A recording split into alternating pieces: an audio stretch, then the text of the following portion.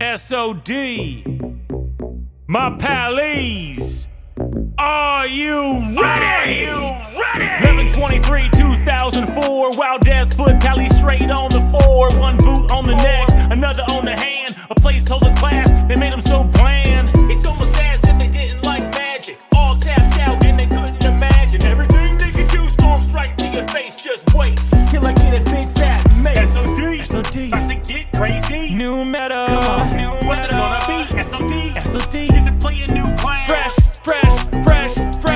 SOD, about to get crazy. New meta, come on, what's it gonna be? SOD, get to play a new class. Fresh. 11/30/2023, Wild Death found the lane, Pallies be free. We got Rune Titan in the most conspicuous spots. Holy rat and prop waiting to be unlocked. They're gonna heal you, deal you damage you like. Alright, mate. It's fine. Hello. Make us a bit bigger. Yo.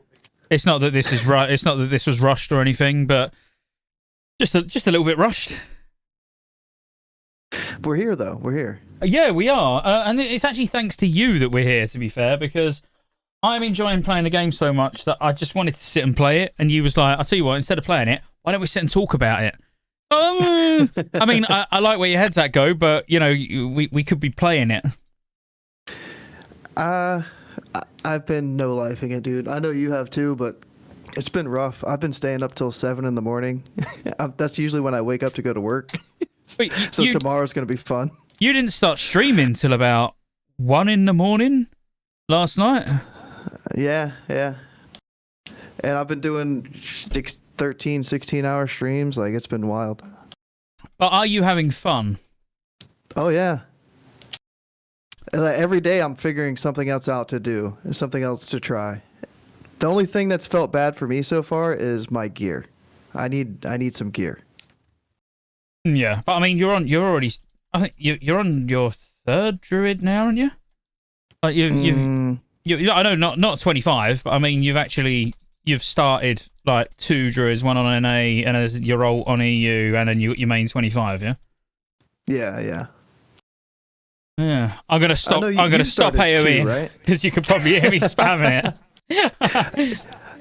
But yeah, you're on your 3rd tune, right? You've got a Druid ult, your Mage main, of course, and Shaman. Do you have a 3rd one yet? Mage, Druid, Shaman, and the Rogue, which I'm starting. Which I'll hopefully starting that tonight. I want 4 level 25s by the end of the weekend.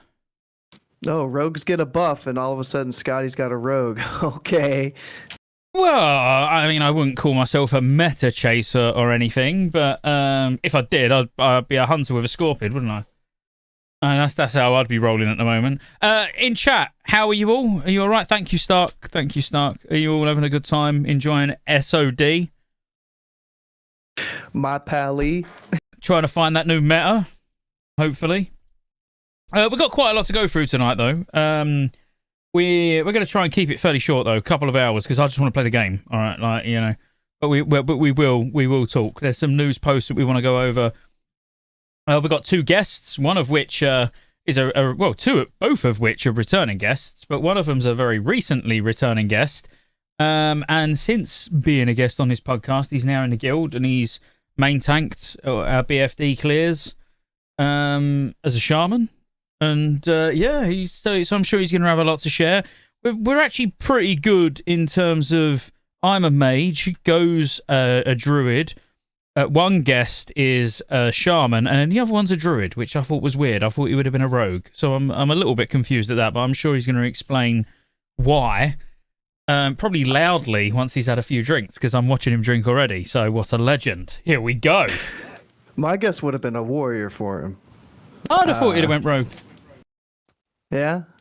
No. So out of 10, like, you know, if you were, well, actually, no, not out of 10. Let's think about classic era, you know, classic when it first launched in 2019, TBC, Wrath, Season of Mastery, and Season of Discovery. Where do you think this ranks in amongst all of those? I missed Classic launch, so I don't know how hype that was.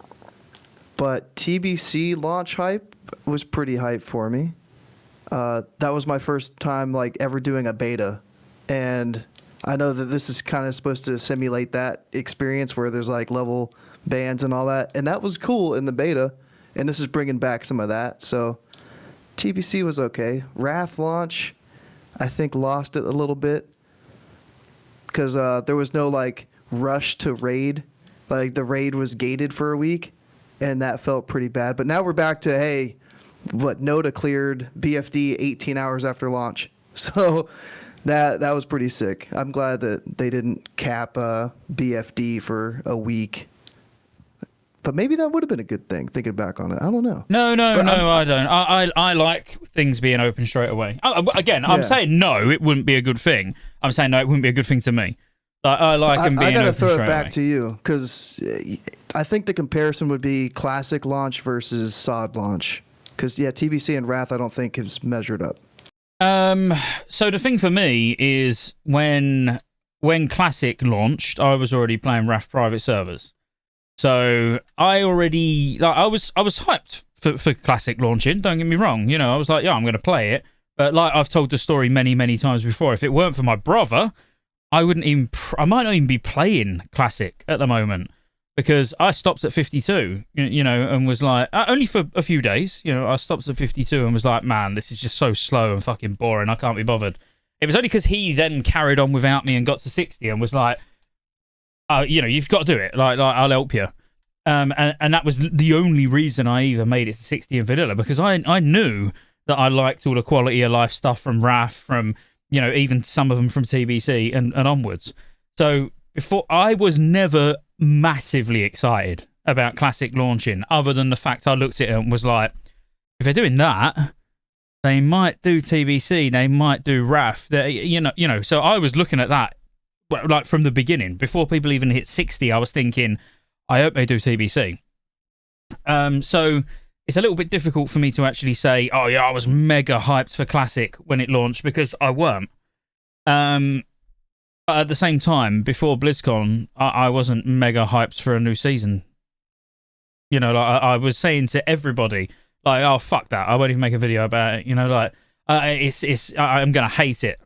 But this has genuinely been actually a more enjoyable experience than even Wrath fresh servers for me. And Wrath fresh servers, that, like, if I was to rank them, I would say Season of Discovery, Wrath fresh, so when they launched Thekel, and then probably TBC, and then finally actually Classic in 2019. And I know, you know, that's my own opinions. Like, many of you will be like, you're fucking mental, like Classic 2019 was massive. I've always been very open about the fact that I'm not really that much of a vanilla fan, but this is different, man. This is like fucking next level shit. I cannot play enough. Like, and people are like, oh, you're just gonna get burnt out. Like, no chance. I've got 9 classes to do, man. Like, you know, I'm still doing one. You know, I'm on my mage more than I'm on anything else, and I want to do it all again 8 more times. You know, there's no chance. And then by the time I even probably get halfway there, phase 2 will be coming. Sorry, that was such a long explanation, but like. No, you're good. One thing about the launches is the queue time. This is the first time I've really had to sit in a queue, but it's only been like 45 minutes max. Usually it's only like 15 minutes. So I think they've definitely gotten better with the behind the scenes of the server stability and all that stuff. Even like lag, I haven't really had that much lag. One time I've seen the servers go down, I think, where it was announced in the chat and it was like 10 minutes and then servers are reset or whatever. But I mean, servers have felt great for me. Yeah, so like the best way for, like, I think they've been fine. Like on Thekel, I'm not kidding. When Wrath Fresh servers launched, we're talking 10-hour queues. You know, we're for any boys in the guild, like when we started on Thekel and Fresh, or anyone who just played on Thekel, you'll know that I'm not exaggerating. You know, it could take literally up to 10 hours to get into the game. This has been nothing. So the funniest story I've got is I was going to do a dungeon with people from the guild, and I was obviously very tired. I'm talking about on Season of Discovery now. This was literally yesterday. I had already been up for like, I don't know, 28, 29 hours, something like that. And I was like, look, I'll do one more dungeon and then I'm off. I think I might have had an hour nap amongst that 20 odd hours. So I got on the flight path, and obviously it tells you it was going to take 3 minutes. So I went and sat on the sofa behind me and woke up 6 hours later. But the time I woke up was like 7 p.m., like 6:30, 7 p.m., where it's like prime EU time. And I only had to queue for like 20 minutes. Literally, I was like, man, if we're talking 20-minute queues, yeah, I'll take it. And I'd rather that was there forever. Do you know what I mean? I'd happily queue for 20 minutes every single day, but have a server that's absolutely pumping. Yeah, I'm in a starting zone right now. I'm trying my best not to play, but the starting zone in Mulgore is kind of looking a little barren right now, which I kind of like. Yeah. I mean, leveling my Druid was just a breeze. You know, like literally I'll just follow him Rested XP. That's a plug. If you want Rested XP and you want to level as fast as I do, use it. I'm joking. You all know by now. But yeah, I like it was just a completely different experience. You know, leveling the Druid after and having no contest at all, just running around leveling. And this is why I said about, with a Blizzard dev interview about the LFG tool. Let's scrap Random Dungeon Finder, forget that. But the LFG tool. Because if already only a few days in, you're like, man, the starting zones feel a little bit empty and the queues are dying down, what's it going to be like when we're all level 40? It's going to be impossible to find a Wailing Caverns group. Or it'll be possible, but it'll take so long that you won't bother. And that's I see it going that way. But I always take off trade chat and general chat. And I tried to get into trade chat earlier to find a BFD group, and there's so many people just spamming stuff in there. Even if I were to try to use trade chat to find a group, it's like impossible. So I've had already James on the stream, and he's a big contributor on Discord and all of that. He's already people are already asking for you to have 7 of 7 cleared in BFD before you get an invite. I mean, that's a bit daft on the basis that it's only been cleared, what, is it once or is it the second reset? You could have twice so far, yeah. It could be twice. And it's like, already people are saying that you need 7 of 7 before you get invited. That's a little bit of a joke. I mean, is that bulletin board add-on going to come back? Was that similar to the LFG tool that Blizzard came out with? Well, you could use it now. Obviously, LFG bulletin board. All it does is sort of unifies trade chat. Is that probably not the right word, but it clumps all the different things together from the LFG channel and puts it together. So yeah, I mean, you can use LFG bulletin board now. I mean, I'm not pugging anything. I either do it with a guild or I don't go. Well, when the guild doesn't save you a spot, then you kind of have to find one on your own. Yeah, that's true. But then when you're such a when you're such a slow ass leveler that you can't get in the first BFD group, it's like I mean, you got beat. You got beat into level 25 by Griff. I mean, we man, would have had 6 druids in the raid if I would have had a spot. Didn't you? Or did you guys have 4? There was a lot of druids. We had 3 ferals and a chicken. Yeah. I'd have took 5. I mean, the 3 ferals were pumping. Like, yeah, who cares? I mean, silly on his boomy. He might as well not been there. I actually thought he was in Ogrimmar most of the time. Okay, do you want to do the housekeeping and then we can get the guests on and we can have a really good chat? As I say, we're going to keep it brief. There is some news that we can cover, but we'll sort of skim over some of that while we're just talking together and yeah. If you want to support Scotty's gin drinking tonight, hit us with a super chat. It's going to go towards his liquor fund. And the more you super chat, the more he'll drink. Let's get Scotty shit-faced before the NA raid tonight. Oh, I don't think that's wise, man. Yeah, we need to get Scotty tanked. Is Zambi in the chat? I don't think that's a good idea. Although I'm all for it because I haven't actually had a drink for 3 days. And I know, like, most people are like, 3 days? I mean, I've not drunk for 2 months, but 3 days is a long time for me. I've been concentrating so much on the game that this is actually the first day where I've been like, podcast tonight, like sit and have a good drink. But if anybody has any questions, that's just a great way to let us be able to see it in the chat. Sometimes chat gets pretty quick. People are spamming some stuff, some conversations. We always appreciate that as well. Helps the engagement metric. It extends the What was reach of the that laugh? podcast. Engagement metric, ha ha. But yeah, super chats. Obviously, on Kick, it'd be great if you can gift around 42 subs so it finishes the monthly sub goal. Then I won't need to stream for the rest of the month. So if you can make that happen as well tonight, that'd be great. Cool. Yeah. Do you want to read out Epstein Rope Company's? Oh yeah. He loves popping a little super chat in. We've got to show our appreciation. Right at the start of the show too. It's nice. I find Feral Druid incredibly good to honeypot and blackmail politicians. Wait. Did I read that right? I think you read it right. It's always something something weird. It's like Little Dicky, Little Dicky with his freestyles. He would always throw in like one line of his freestyle, and it would like get what's his name, Sway in the morning, like freaking out. He said something about like banging Michelle Obama, and he's like, "Whoa!" That's what Epstein Rope Company reminds me of. Well, we appreciate you anyway. Super chat's a super chat. Like Go said, it buys me beer, which is pretty much the reason we do this podcast. So should we get the guests on? I mean, they both look raring to go. I've got to admit, they both look like broken men. Like the sheer amount of hours we've been putting into the game. They both look like they're like, man, I wish I weren't here. I just want to go to bed. We got to liven them up. All right, let's liven them up. Let's get them in. There you go. Well, they're in. Do you want to introduce them both? You guys can't see it, but do you know that the bloke with the big rump?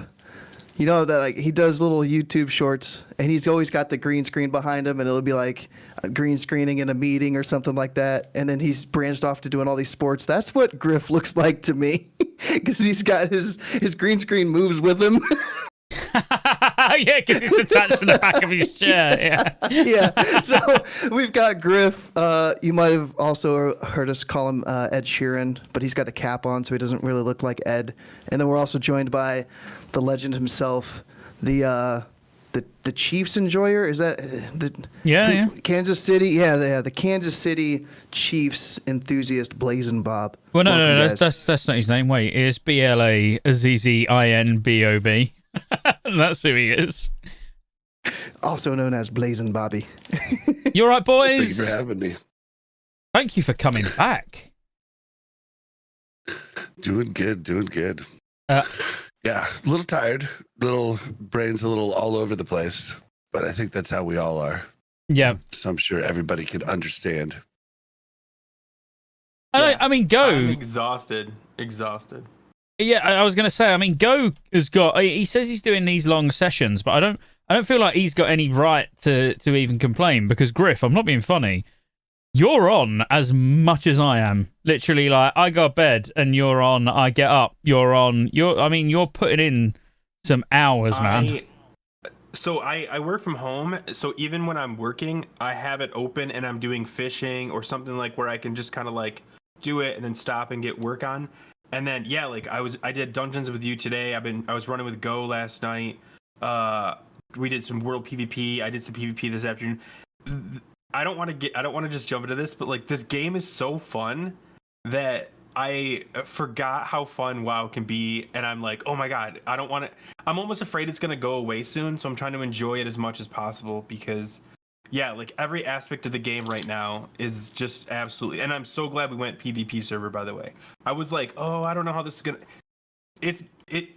Ashen Vale's been great, but also like just I was out in Stonetailing and trying to farm this thing and just murdering warlocks every time I saw them, and it was so fun. Satisfying. Dude, that is such the truth. Like, so, like, I was playing Friday, and Mel hadn't got on yet, and because she decided to work Friday, which sucks because I'd have one level 25 character instead of two level 20 characters, but she was about to get on, and I was like, Mel, I just got ganked. I've been ganked forever. It was because like we left like during we left white main when we were the second to last guild to leave that was actually clearing Black Temple, like on the Alliance side. So when we left, it was like literally we'd have to. I mean, to get into SSC, it was literally like a 30-minute thing unless we summoned behind the entrance and everything and all the other crap. But like I hadn't been ganked forever. Like, I mean, it's been years, right? So it was exciting. I've been the one ganking people. I've been in cat form, sunfiring people, and just spamming them down every time I have 40 energy. It's been a blast. I can confirm I've witnessed that. I was watching your stream, early hours when I was trying to go to sleep. And I was just watching. You was in a Raffi Highlands. You went into a Raffi Highlands when I just started watching, and you was killing like a, I don't know, 25 hunter or something. I don't know. But you was literally just running along the road. He was chasing you, and you was just dotting him to death. And then I giggle like a schoolgirl. I'm like, I think you was quite drunk as well. Does they catch you? Well, hold on. Were you guys watching the stream when I was running with Go and 2 paladins came up behind me and he ran instead of helping me and let me die? And he was like, "Bro, sorry, they were gonna get us." Didn't even hesitate to just bail on me. Bail. yeah, if I don't have the upper hand off the bat, I'm out. Like, I'm gone. I need to be like in stealth and like have a trap set up. Are you sure you're not Alliance like at heart? Really? Because like that's a total Alliance trait. Like the Horde will fight until they're like until their last breath, and the Alliance will trip the guy next to him so that they can get away. Yep. I see that all the time. So overall thoughts though. So we're all having a lot of fun. I mean, we will we can talk about the positives because there is a lot, but we will talk about some concerns. I've even got some concerns. None that are going to particularly ruin my enjoyment for the foreseeable future. But like going a lot further forward, I've got some concerns. But what are we all playing? I know you. Why a druid, Bob? That was a question I had. You didn't strike me as someone that would have leveled a druid. Oh well, I've kind of fell a little bit in love with druid after I rolled one in Wrath, and it was like super challenging rotation. It's very, I'm a rogue and warrior pretty much to the bone, and they can, do something similar to both of those. So it's kind of right up my alley. And then it's just, you have so much control over so many things. You could solo so many things because of all kinds of different reasons. You can, it's just a really fun class. And that's the class that I'm working up solo. So it makes it a lot easier. And then my rogue, I mean, both of them are level 20. So it's not like I have a main at the moment. But the rogue, I decided to level with Mel because just having a healer, and I think it was smart because the rogue felt really bad until I got Saber Slash. Yeah. I mean, it felt really bad. And I tried daggers. Mutilate felt like shit at early levels. Like it was nice to be able to tag with the Shadow Strike. Like it seems like a lot of different classes are getting more ways to tag, which is nice because like I could actually tag things, whereas before as a rogue I needed to be right next to it or else I wasn't going to get the tag, period. And so like that was nice, but man, once I got Saber Slash, holy shit, dude, it just opened right up. Oh, and then also, as soon as you can, buy all green armor, guys. Like it changes everything. Green? Using green armor? God. I had all gray and white armor, and I switched to green, and it's super cheap on the auction house. Like it is. There's an uncanny amount of people that are selling shit on the auction house, greens and shit, for less than they vendor for. And it's just like, dude, get vendor price add-on. Like, what are you doing? Yeah. So, yeah, it's nuts. And what do you think about the whole? So, like, I put a video out today with my thoughts, and obviously, I'm always honest, and sometimes it generates a little bit of anger because people don't like the truth. When I said in that video about, the first character is going to be the best. The first one you level because no one knows, everyone's looking everywhere they can. And that's kind of. That's gone now unless you really are a diligent person who will be like, no, fuck you. I'm not looking online at where the runes come from. I'm still going to discover it, which, all right, fine. If that's what you want to do, that's not what I'm doing. Like before I even started creating my Druid at level 1, obviously my mage was already 25. All the Druid runes have already been discovered. It was like, great. They're the ones that I want to get. I'm going to get them first. Then I'm going to actually start leveling properly, just because it makes it a lot easier. But do you think that the fact that... Because I want to go out on a limb and say everything's discovered now for Phase 1. Like, there's nothing that I can think of that isn't discovered. Unless there's some random world boss that gets added that we haven't seen yet or something like that. But all the runes are gone. All the crafting recipes, we know how to get all those. Literally all of them, including mana oils and sharpening stones. We know how to kill all of the bosses. For me, it's kind of like... There is nothing left to discover in Phase 1 already. I feel like there might still be an alternate way for some of the runes to be found. Oh, absolutely. So the rune itself is found, yeah, but...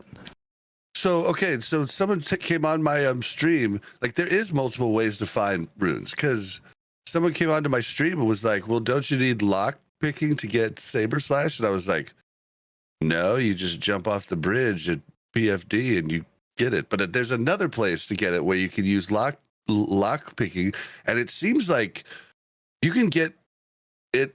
Lots of them, you can get the Horde or the Alliance one as Horde or Alliance. Like, it doesn't matter which one you are. It seems like, unless they give you a straight up quest.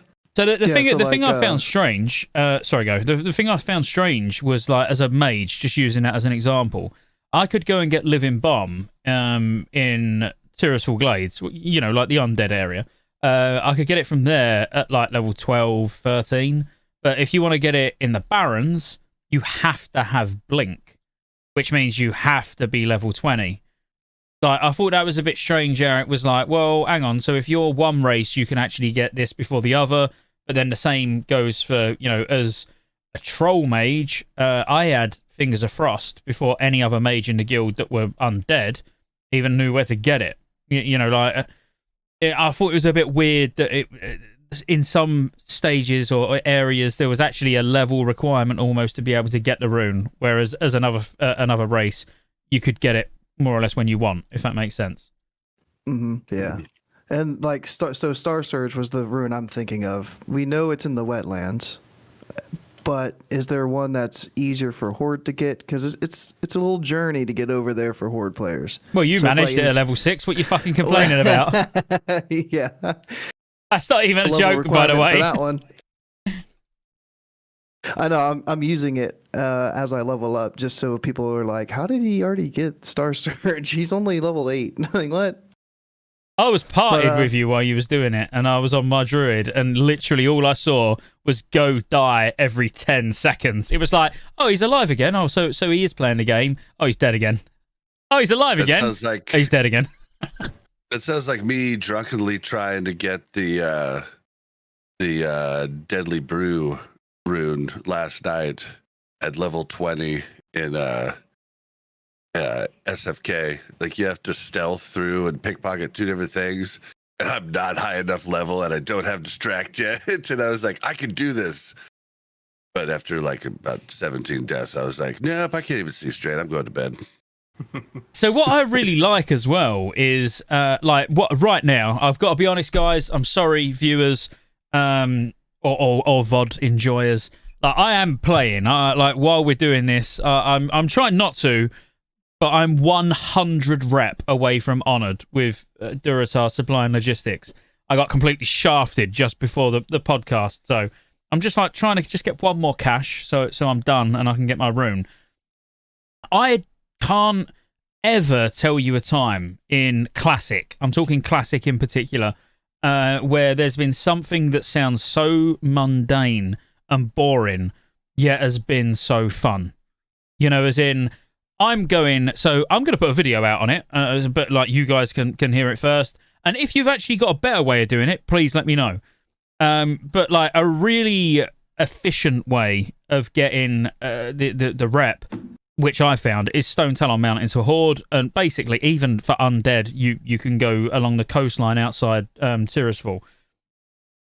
You know, chests have got a very high chance of dropping a supply cache, like very high. I'd say 1 in 2 chests, you'll get one. And I haven't looked. Is it just supply crates that give you the rep? Is that the only way to get it at the moment? It's the only way I've found to get it. Yeah. So I'm gonna say yeah. But going out and doing like getting chests, but going somewhere where it's densely populated with quest mobs at the same time, it is actually pretty chill. And Daniel, do I want to hear the exploit way? Yeah, absolutely. I'd love to. I was gonna say it, but I don't know if I should say it. But go on. I'm almost honored on my friendly on my level 20 guy, but I got a tip early on to. Damn it! I don't say it. I mean, it's gonna be out. Yeah, just say it. I'm afraid they're gonna nerf it, but yeah. So every chest you get, you just delete immediately, and then 3 days go by. Then you item restore about 30 or 40 of them, 50 maybe, and then you just walk back and forth from the mailbox for about 5 minutes, and you just turn them in, and you don't even fill them up. That sounds very classic and vanilla, and Blizzard should keep it that way. Yeah. I mean, I'm doing it the proper way, but I mean, Well, you're still doing exactly the same thing. All you're doing is cutting out the flying backwards and forwards.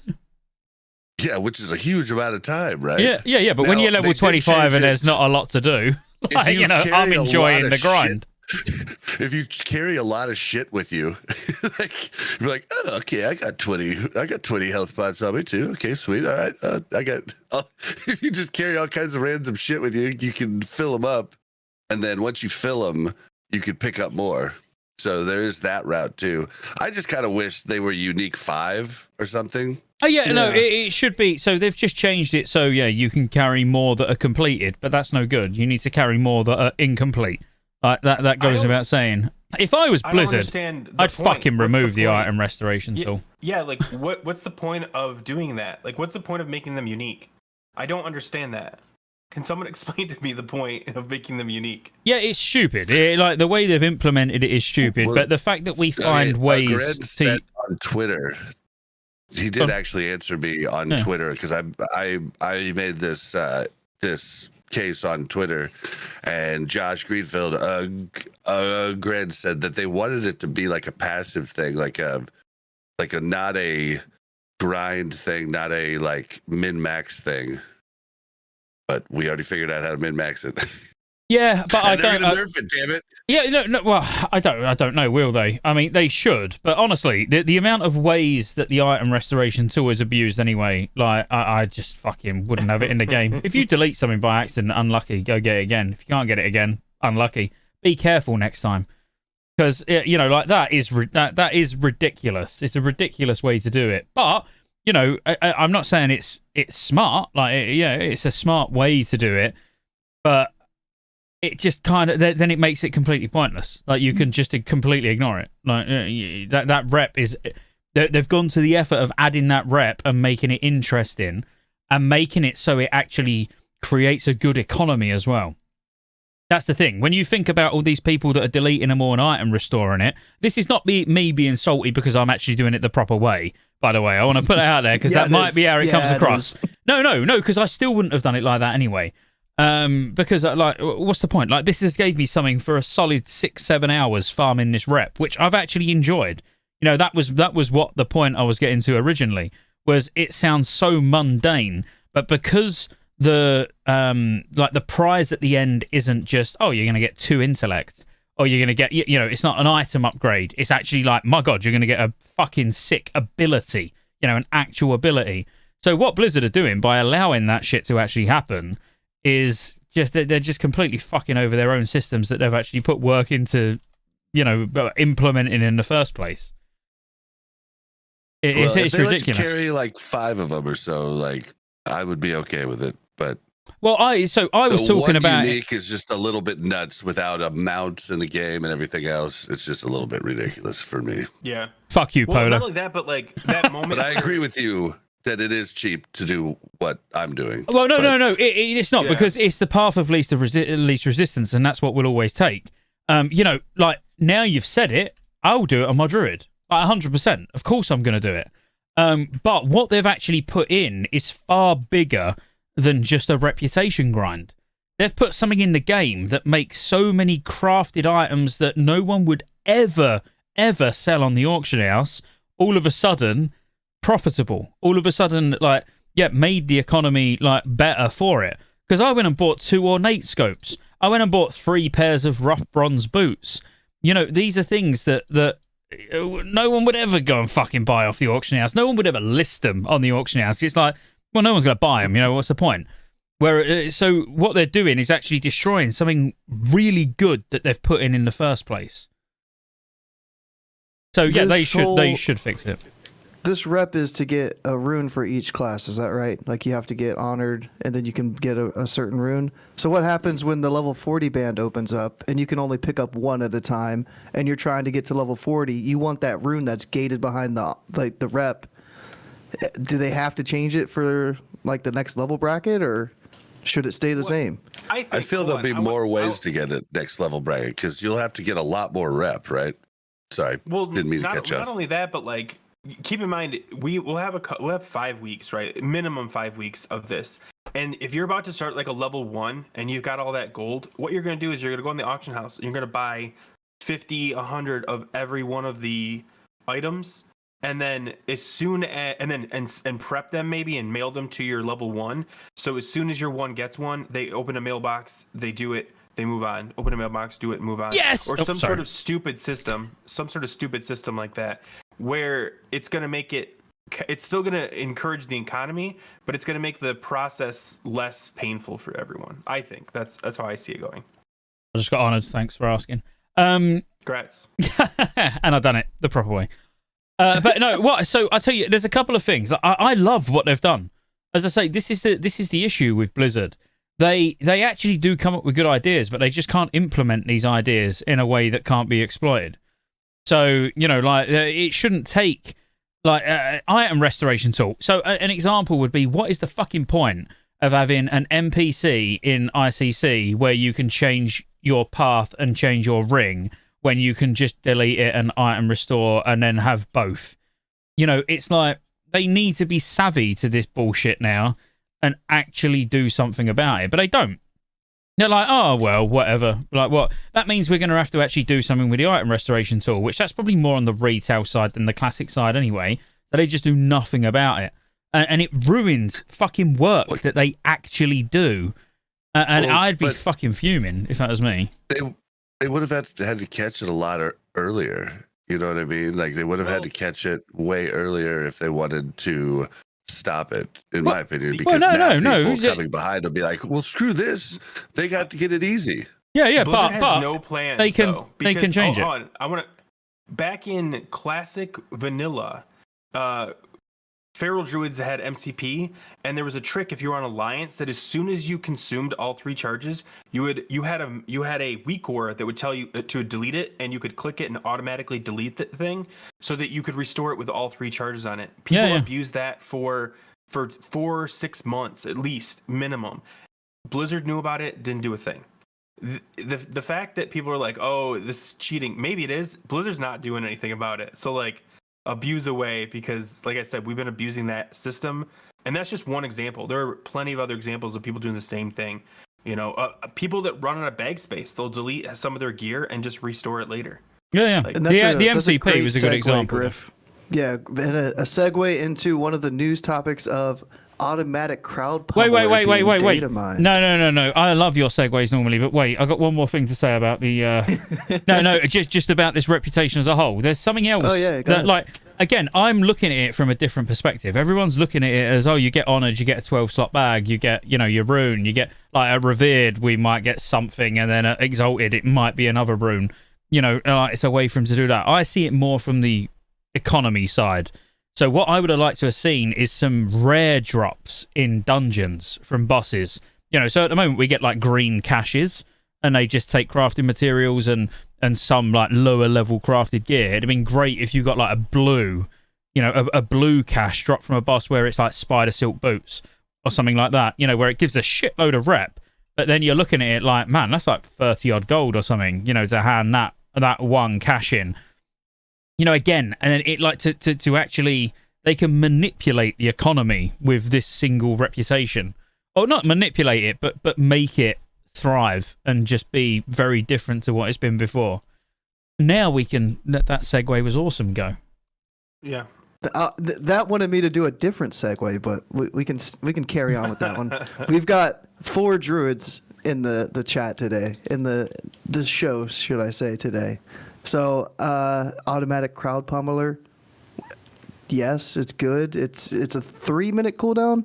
Yeah, 3-minute cooldown. A lot of cooldowns that I've seen have been like 10 minutes, 30 minutes, and then this one gets a 3 minutes. So you should have this every boss fight. And then it's reduced to what, paladin, shaman, druid? Yeah, but it's shit though, because like before you could use it every 30 seconds. Now you're using it once every 3 minutes. So it's still like it's nowhere near as good as it used to be.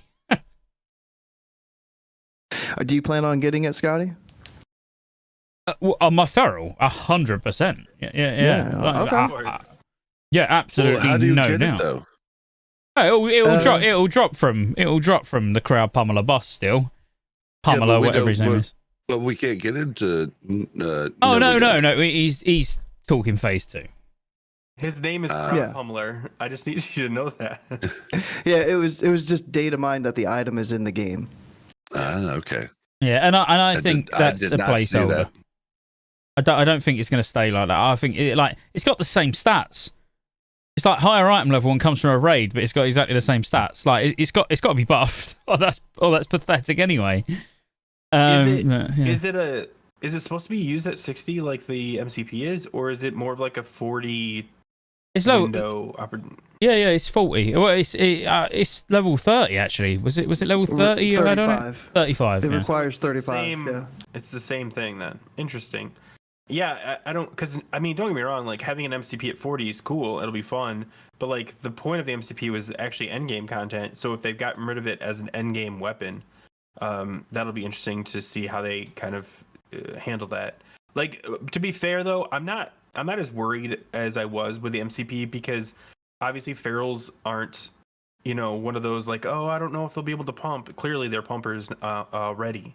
Yeah. So getting MCP is just icing on the cake, but people that want, that MCP power shifting meta might be a little disappointed to find out that it's not the same as it was. But I don't think anybody cares, to be honest. I don't think anyone's sitting there talking about that now, even though I know power shifting is currently, am I right in saying this? It's the current meta.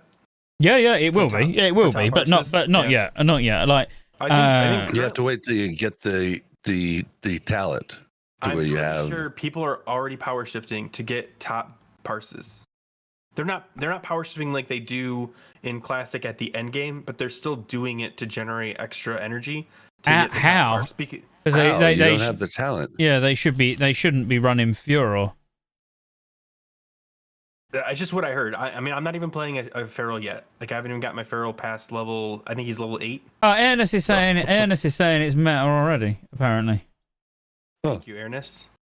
You need mana Thanks for the battery support. from a shaman or a paladin. From the real feral community. Yeah. I will look into that right now and see if the top druid is in BFD. Probably look at the last boss. That's just stand and do absolutely nothing. Can you look at their talent tree? I've actually never really looked into it. I'll be able to look at their spell. I don't think usage. so. Yeah, you just see if they're shifting in and out of cat form. Oh yeah. I mean, there's a there's a big difference between number 1 and number 2. So let's. Yeah, I mean, you carry on. I'm just looking. I know they already put out like the parses and stuff, but like a lot of people couldn't even get some of their primary runes until they ran a BFD. So I think like the week 1 parses or whatever you want to call them are kind of like meh. We'll give it I think give it a couple more weeks. I was looking at some DPS statistics earlier, and the top balanced druid parse was just a feral druid because they had spec'd into the balance tree. So it was all like melee damage. I was like, nice. And it was like 75 DPS higher than the actual highest balanced druid. And like, balanced druid is above Shadow Priest. That's it. And they call him DPS Priest. It's like DPS Priest, bottom, balanced druid second. And ours, I think, is only buffed above Shadow Priest because there's feral parses that are being included as balance. Like, balance is feeling pretty bad. Yeah, so the top DPS over a 3-minute fight for Feral's done 11 power shifts. Yup. Did they pop mana potions too? Like, Only I one. don't really know. One lesser mana potion. Well, yeah, I mean, it's here to stay anyway. We knew it was going to happen. I didn't think it would happen till the 50 bracket properly, if I'm honest, but some of us predicted not even 40. Like, yeah. It sucks that you have to put 5 points into fear when you only have 16 to play with. That means you're not getting, like, you might be able to get natural weapons. I don't even know. Ernest is saying, so Furor beats Ferocity on short fights, but the longer the fight is, the better Ferocity becomes. I mean, nearly a 3-minute fight at level 25 is already a pretty long fight. Well, something else to bring up, and I haven't fact checked this, but people were telling me last night that like lots of the rune stuff doesn't stack. So like if you have 2 rogues using that's been changed. Slash, that's been changed. Is it being changed? Or it's been changed about today. 4 hours ago. Yeah. Yeah, it's been changed very today. recent. Okay, But cool. what about like the I'm behind. I just woke up like 2 hours ago. The stones don't stack with wild strikes, which I think is dumb. They're like, hey, let's add this new thing and then add some other new stuff that doesn't go well with it. I don't understand why they did that. Does somebody have any logical reason why they would choose to do something like that? I at the moment, I think they're just playing around. You know what I mean? It's like when you say there might not be a logical reason.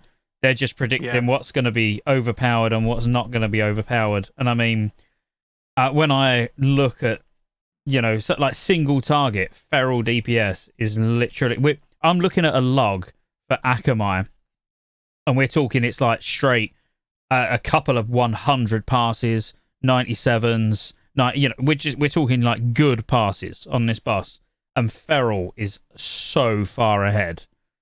That like they probably wouldn't have even predicted that. There's going to be so much shit that changes over over time that they said they was going to be very hands off and be like, we'll just let the meta play out and we'll see what happens. And they're nerfing and buffing things like 3-4 times a day at the moment. So it's like, I don't know. I don't know what to think. I kind of wish they did just fucking leave it alone. Even the hunter scorpion pet, like, yeah, just leave it. Like, what difference does it make? We're level 25. Like, in a few weeks, we'll be 40, and even then, don't worry about it. Several weeks after that, we'll be 50. Like, just let it play out. Let some be overpowered now, and then they'll be weaker when other classes... Because that's what they said. It was literally like, yeah, well, some classes won't come online until 40 because that's when they're going to get their big abilities. So why are you fucking with stuff now, then? You literally said that, and now you're buffing and nerfing things every single day. Well, speaking of fucking with things, Scotty, they've also capped a lot of stuff that they didn't announce yet or allude to. So we can only get our professions capped at 150. They've taken out like chests from higher level zones, so you can't farm like mats from those chests. What's the other stuff? The PvP honor is capped at rank 3. I kind of like it. I'm still on the fence though. Like, is it how it should be, or should they have just left all of that stuff unchanged? I have thoughts, but you guys go ahead. I'll go last because my thoughts normally take the longest to get across. All right, Bobby, what do you think? Say the question one more time. All right, so they capped professions at 150 instead of us being able to get to 225. They Dude. capped the honor at rank 3, and had one, they removed chests from higher level zones, so you can't farm materials from those chests. So it's all those good things. They're all good things. It was the craziest thing because I noticed that like one of the I think either the first night or the second night I was like working up professions and I'm like 26. Like, what? You've never had to be 26 to get to the next spot here? And I was like, oh, I think it is smart. I think it's all smart. I think the chests were definitely exploitable and,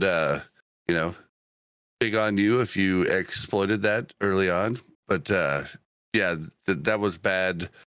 And yeah, I think it's all good because it'll give us we'll get time to save stuff up. I mean, we'll be able to work up everything right. We can still be doing stuff now to prepare for the next phase, which is pretty neat. Rather than just getting it all done. I want to go because I have a lot to say about this. First of all, I think this is smart twofold. I think it's smart that they didn't tell us this because I love that we found out we're like, what? Wait, it was what? 26. Because we are these people that we want to know everything and we want to, but at the same time we don't. You know what I mean? We want to be the guy who knows how to do everything. We also want to be surprised by oh, cool. On top of that, because of all these meta changes, there could have definitely been specific classes, mages probably on the list that could have hit 25, went to higher stuff and been able to farm stuff that most classes could not touch and have a huge advantage on the market. I mean, there are still those places. I mean, they still can. Hunter. Yeah. Hunter and Furbogs. Yeah, Humbert's Helm out in, we tried to farm that the other day. Our classes, actually Go did pretty good, but I have a hard time just face tanking a 31 elite, whereas Go can kite and run and do all kinds of stuff, and Hunters could kite, and they were farming Humberts and selling it for 80 gold. Imagine that at a scale of the whole, all of Kalimdor, all of Eastern Plaguelands, all of Azeroth, that some classes could just go into 40 zones and just take over. I think by capping it like that, they kept the runoff of just crazy mechanics kind of reined in a little bit. So I think that's really smart. And again, I love that they surprised us with it and didn't tell us hey, you're getting screwed over. Suck it up. And speaking to the waylaid supply crates, it's going to prevent us from farming materials for the next phase's crates. So yeah, we wouldn't be able to farm Mithril right now and get ore stacked up and then immediately be able to just turn in whatever new thing is that they come out with. So yeah, exactly. Yeah, I just thought of that. Scotty, what's your take? Yeah, I don't like it. Yeah, I understand what you're all saying, and yeah, it makes sense. But it's they're like, oh, we're not changing things to make it non-vanilla and all of that, but then they change the things that they think are convenient. The only thing I do like is the fact of how it does actually affect botting. It's not just people being able to stack up on ridiculous amounts of stuff, but as in being able to go as high as mining mithril and shit like that. It's bottlenecking it a bit, but then at the same time, I don't know. I feel like it's just taking away from things that you can do now. That's how I feel about it. It's sort of taking with one hand or giving with one hand and taking with the other. It's you can't do it now, you'll be able to do it later, but now we've got less to do because we can't get our professions to 225. We haven't got that awful experience of running through high-level zones, trying to get mines, trying to get herbs. I almost feel like that actually would have added to the game rather than take away from it. Because, yeah, it would be painful, man. Going and fishing and maxing fishing to 225 and then going and fishing in Tanneris and STV and then you're taking all that away where it would have been a good experience in Phase 1, where ultimately, without that, what have you got? Like, you know, it's alt leveling and BFD every 3 days. Like, I don't know. I feel like it's a big chunk of phase 1 been taken away. More alts. Yeah, I mean, I want to work up more alts. 3-day lockouts. Like, how long does the raid take? An hour once you know what you're doing. Yeah, easy. Yeah, so I want more alts. Like I want to try all this shit out. Like, and same. If I was trying to min-max my main character to that extent, you know, it would take away from me getting the chance to experience those other things. Remember, this should have been called soft because it's the season of fun. Yeah. So again, like I don't want you to misunderstand what I'm saying. Mine is more that it will wholly depend as well on how long the phase lasts. Yeah, that's what it comes down to. So I'll just give you an example. I got to 150 in alchemy today. So I'd done everything to get my epic boots, but myself. Rather than buying anything, I leveled alchemy to make the coalesced like potion elixir that you need. I leveled enchanting on my ult to be able to DE everything, to be able to get the strange dust and eternal essence and all that shit that you need to hand in. But I've done it all myself because I was like, I don't want to just go and buy it. You know, I want to give myself stuff to do. I want to enjoy it. I want to do the professions. I want to do everything. I leveled alchemy from 1 to 150, which is maxed. And I started on my druid by running around herbing, and then I was like, I need some silver leaf, like to be able to get a few more points, and looked at how much it was. It literally cost me 1 gold, 80 silver to max alchemy. You know, if that's what we're talking, it's like, well, your professions, on the basis that when you're level 25 and you get like 1.5 gold per quest, there's not really that much incentive to actually even worry about your professions when you can't get to 225, because the expensive shit would be the stuff that's in the higher level zones. So at the moment, it's like, go and do 3 quests when you're level 25, take that gold, and then max your profession. Like that, and you're pretty much done.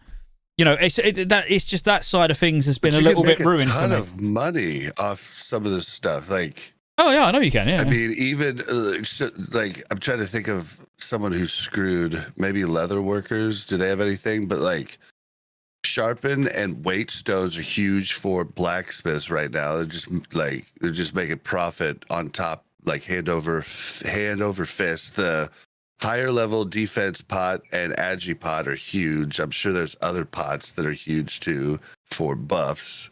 Like, and they're just, like, all that adds up. Yeah. No, again, it could just be me. I was really looking forward to being like self-sufficient. You know, it would have been the first time in WoW for a long time where I've done that. You know, where I was like, right, I want this character with these professions. I wanted every profession, so I could, like, if I needed to go mining, I'll go and do a bit of mining. I'll go and do a bit of herbing on another character. I'll do, you know. But then when you can only get to 150. And you can literally go and do a few quests, it's like, well, what's the point of being self-sufficient? Like, I mean, that inflated quest, like gold, reward that you get at level 25 is just bonkers. You know, like literally it's bonkers. It may be a trap, but I'll tell you what they've done. Yeah, it's a trap. Yeah, but think about it logically. Don't think about us. I mean, bots bot into 25 and then literally doing quests, and they're making more gold than anybody else can make, because we are saying, well, I don't want to complete those quests because I want to be able to do them at 25. They have literally given the botters such an easy way to get... Well, even if we're not... why would it be an intricate bot? They've got bots that quest from 1 to 60.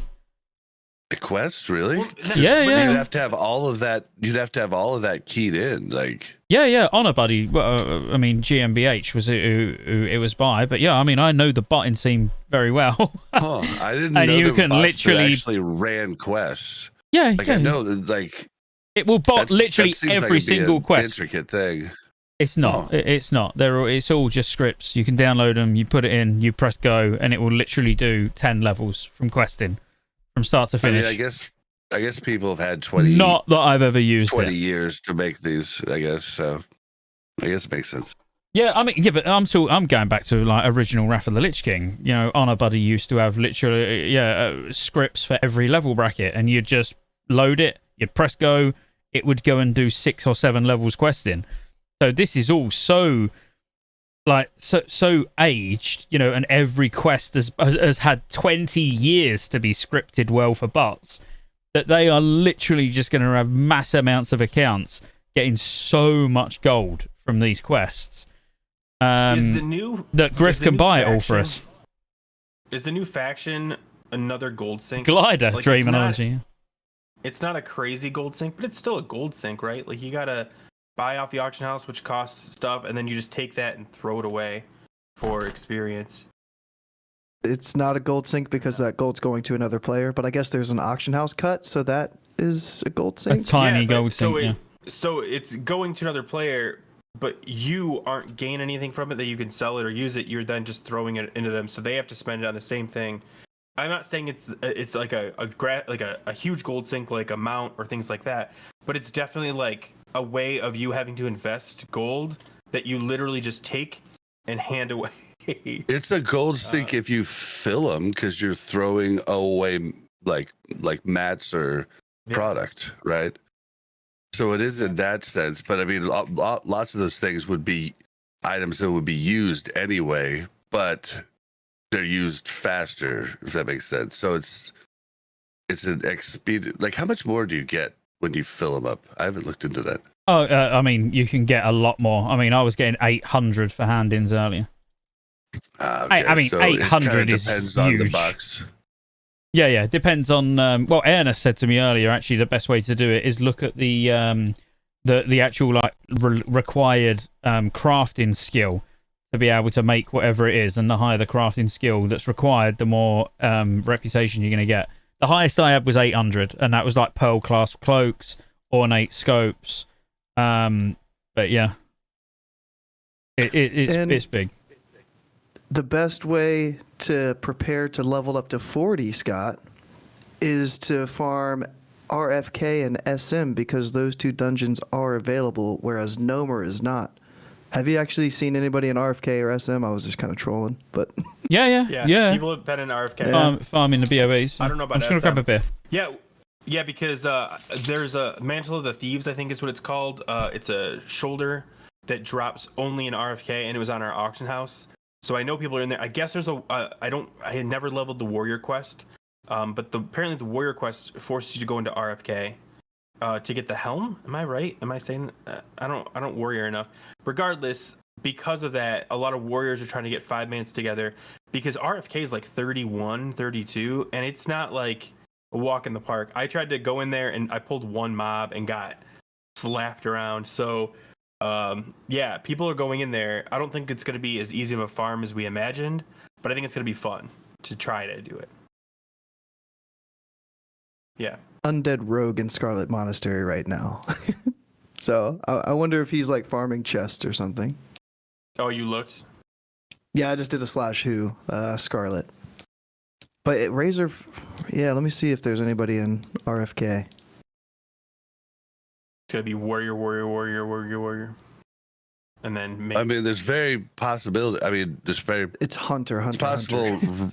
There's tons of rogues trying to probably get their rune quest done. Is that down there? There's four rogues you in have RFK. you have to zone in solo to have the mobs actually spawn for the quest. Yeah, Which I thought was interesting. And like Rasmus just said, that person in Scarlet Monastery is probably farming grave moss for shadow prop pots. Was there anything people could have farmed in Nomer if they hadn't closed it?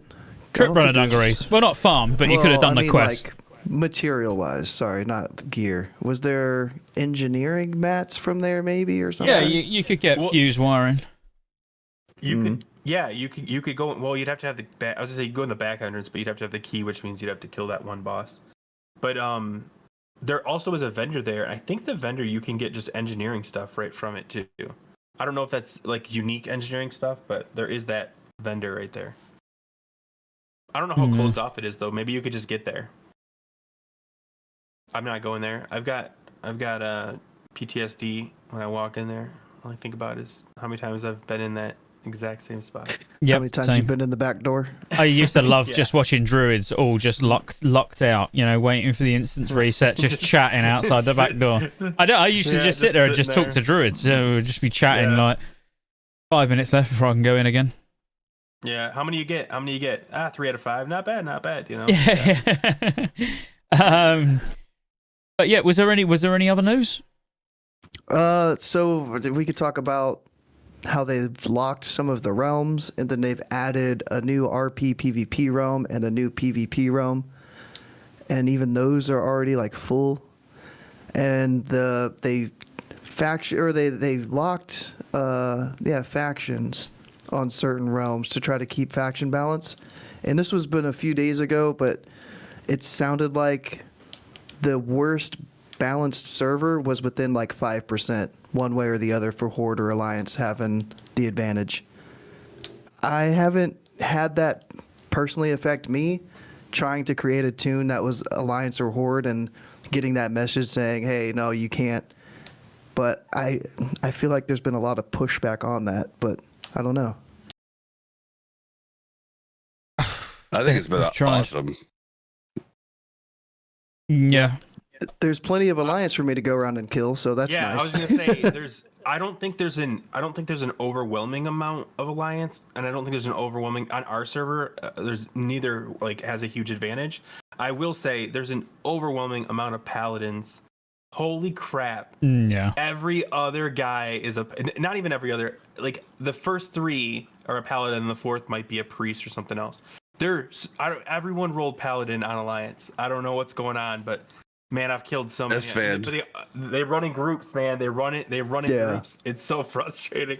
They're like, I got first, Hodge. All right, you get second, you get second. Hodge, you're just standing there. Crusader Strike all together, let's go. You give me one Paladin, 1v1. Let's go. They've got bubble, dude. You're gonna make me rant on paladins. They have the bubble. bubble. They have lay on hands. They've got the days that you can't shift out of as a druid. Like, oh my gosh, paladins are annoying in PvP. Yeah, they are Yeah. pretty insane. And but again, I've seen a lot of shamans as well. To be fair, you know, I do Oh, see yeah. a lot of shamans, do see a lot of paladins. Yeah, but there's definitely more paladins, I would say. Yeah, I think what Rick said, Paladins have so much of their complete toolkit already that you feel it. You're like, geez, oh my god, you bubbled. Can't believe you bubbled. Yeah. Important topic to cover here are the nerfs to hunters and healing mages. We've got to talk about it, right? I don't. Yeah, I mean the healing mate. I don't give a shit about hunters. Yeah, nerf them. It's fine. Delete them. But yeah, I can't get on board with the healing mages nerf. To be fair, I do. As in, I understand what they tried to do. They just done it wrong. That's it. Like Do you arcane think explosion. they overdid it? Yeah. They fucked it up. Like I think they fucked it up in terms of it shouldn't, like arcane explosion shouldn't benefit mages. Like they should have nerfed it so it doesn't benefit mages and it nerfs the healing by 80%. But you should still be able to heal the tank with it as a legitimate way to heal a tank. When they pull 5 or 6 mobs, and they're, let's say, non-elites, even like a bunch of non-elites in dead mines when they're hitting a tank, that like all of them are hitting quite fast. They're taking, you know, the tank's taking a lot of damage. When you can't, like, it's a 2.5 second cast to arcane blast, and you've got to try and arcane blast something before it dies, and then just as it's about to die, or it dies and your cast don't go off, now you're trying on another one. This is now 5 seconds the tanks took no healing. In situations like that, you need instant casts to be able to actually heal the tank. So the instant cast on a pack of mobs that you would use as an arcane mage healing is obviously arcane explosion. Having mages doing what I was doing, where I was pretty much soloing dead mines, like with a group, just going, I don't give a shit about the tank, don't need a healer, it's fine, I'll just do it. You know, I'd pull like 20 mobs, live in flame, regen myself in an arcane explosion. That's not right. I should take reduced healing from it, like massively reduced healing. But if a tank's legitimately pulling those packs of mobs, I should be able to use arcane explosion as an actual heal. Yeah, seeing you do 400, 500 DPS was fucking ridiculous, I dude. done He did 1,000. I done in 1.2k in Yeah. SFK today. Yeah, I was pulling it's for him. And ridiculous. but the difference is he did what are the 500, but he lived. When he does that 1.5, his threat is crazy. I can't hold him, and he's not healing himself enough. What do you mean He you just can't hold dies. threat? Bro? Shaman threat is Yeah. shit. What? No. I think my threat for the most part is great, but like the mage meta, it just the way, especially the way it worked, like 2 days ago, is very different than the meta now because of that. Like we would pull to a boss, just mow everything down, and I might hold threat, but it didn't matter because the healer was pumping so much heals into themselves they could just stand there and take the damage. Now, if I don't hold threat, Scotty dies. Well, me and Boars would go in like dead mines, like he's just said in chat. Like we'd go in dead mines, and it was like, should we let these other 3 people stay, or should we just kick them? Yeah, it's like, Dude, literally I just felt 2 of us. absolutely useless. Yeah, like I had nothing to do. Like you guys are, Scotty's AoEing, like Griff was pulling everything, gathering them all up, and I'm just like, dude, should I fairy fire one of these mobs? Like what should I do? How can I help? Oh, let me moonfire dot or sunfire dot. Yeah, It'll be a minute before I get But the thing I'm that's doing changed, like 20 DPS. it's exactly the same. So the amount of damage I'm doing is exactly the same. The thing that's changed is before the pull, I would regen Griff, and then I'd regen me. So then it don't matter. Like mobs he ain't got aggro on. I'm just gonna heal myself anyway. Now I have to like let him gather everything, try and give him a few seconds, and then blast. But like, because I'm not being funny, we're level 25. He's not holding 1.2k DPS. Like there's just no hope. And obviously I'm on stream laughing about it as well. I'm like, I'm not stopping pumping. I'm not stopping pumping. I'm fucking I'm dead. Yeah, that is normally how it ends.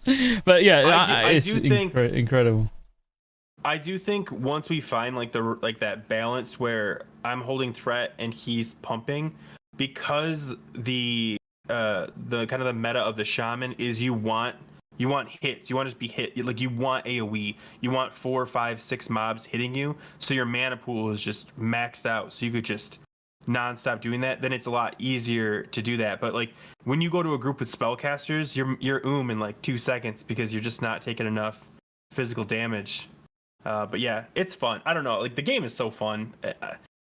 I can't express to you. While we've just been talking about our overpowered like mage AoEers, I literally just one shot a rogue in on Zoram Strand. Literally while you was talking, like that was just so good. I was literally just nuking one of the naggers. Got 4 stacks of arcane blast. He like shadow striked me. I froze him. Turned round, arcane surge, one shot him. It crit for like 690. Nice. Yeah. Buff I'm loving the mages, mage. Honestly, I'm loving it. Yeah, but buff in terms mages. of like single target DPS, in BFD, they're not that great. Like they're not the strongest. So Arcane Yeah, agreed. is the highest DPS spec for mage that I saw, and then Fire and Frost. All 3 specs are higher than Balance Druid. To get off topic, but Well, in is 5 that man. healers? Is that Arcane spec just healing? No, Arcane's good mages? for DPS as well. So Okay. the problem is, like, in a 5 man, I can top damage single target and AoE. Like, generally, even with good ferals in the group and good hunters in the group. But you don't need to worry about mana. Because it's like the boss is going to last 15 seconds. But then when you're doing a boss where it lasts 3 minutes, you have to be a little bit more, mindful. So that's the biggest. Yeah. Mana is the biggest issue. Oh, that's what I don't know about any other mages in chat, but that's my biggest issue is actually just getting through a fight without going home. And a way to help prevent you from going Scotty, is they've added brand new loot to Black Fathom Deeps. So there's 3-piece sets for cloth, leather, melee, caster, mail, you name it. There's 3-piece sets. That's your helm, chest, and boots. Have you guys seen any of that in your BFD runs? I have This is one. the first I'm hearing of it. Ah, I've got Scotty's I've one. got the chest. Yeah, I've got the Twilight Invoker's robes. Was that on the Okay. last boss that dropped? 'Cause I didn't even look. I saw cloth and just. No, it was I've got the trinket as well from the last boss, the actual quest handing. But no, Twilight Invoker robes was like the third boss, fourth boss. It was quite early on when I got them. Oh, okay. And then they've added all the other slots of gear too: neck, cloak, ring, trinkets, main hands, off hands, even new idols like Librams, whatever Oh, really? is for shaman. Yeah, there's whatever that is. Relic, yeah. Well, one of the best one- things. Sorry, The go one on. for Druid, really quick, +5 spirit. Every Druid, it's our best in slot idol. Oh, that's huge. No, well, one of the best things I thought they added was actually, and it might sound daft, even though because they're not itemized particularly well, but they've added cloth helmets as well, cloth heads, which that sort of then detracts away from having to be engineering because it's like, well, you can actually get one from the raid, which I think is quite good actually. And it looks like that's been their aim, their sole aim with professions is like, how can we stop everyone going engineering? The one issue I've seen with these 3 sets is they like said that Josh said that in one of the interviews. I can't remember which one, but yeah, they looked at engineering as the baseline and how can we make it so not everybody goes it. But he was saying, although the only difference is I think in PvP you're never going to find a reason not to go engineering. Yeah. So that was his only caveat. But yeah, Scotty, I think you were saying earlier that you were going to get the crafting cloth boots. Which I'm doing it as we speak. You wouldn't be able to get the 3 set if you had the boots, the crafted boots, because that's one of the slots for the set of gear. Yeah, I think it's is it head and chest I want, I believe. Yeah. And then the 3-piece, I think, gives 1% hit, so you would just not get the 1% hit, I think. Yeah, which, I don't really you'd need the have the 1% hit because hit. I'm arcane, so... And you would have it on your boots anyways, but you could go gloves, and then, well, at least leather gloves. I don't know if there is cloth gloves. No, there's not. The cloth's only option is the boots. Okay. So yeah, you get 1% less hit. Suck it. Yeah, but I'm going to get the 1% hit from the boots, and I'm an arcane mage, and I get... for being a mage, I get 1% hit anyway just from using scrolls, which no one else gets access to. It's like, yeah, mage don't really need to worry too much. I will say it's interesting that they don't allow you to have more than one of the epic items from crafting. So, for instance, let's say you want to be both a caster druid and a melee druid. You have to choose. You can't have both. Yeah. Really? So you can't like have them in your bags? So the one of the items that's required to craft it is called the Shard of the Void, which I don't think you can do that quest more than once. I may be wrong, but I don't think you can do it more than once because you have to go into BFD. Maybe you can go down and get that box once every 3 days, and then you can craft a new one. But I don't think so because I thought it was a chain, but I could be wrong. If that's the case, then yeah, you could do it. But like for now, I can't craft the gloves like the void touch leather gloves that would be for the gauntlets that would be for a caster. But maybe that changes. We'll see.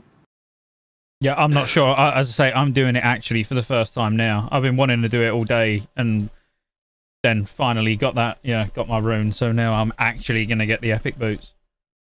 Yeah, and when you do the quest, if you don't know, once you do the quest, you get the upgraded patterns for all professions. Mm-hmm. So even if you went leatherworking and changed to cloth, you would have access to that immediately once you get the requisite level for it.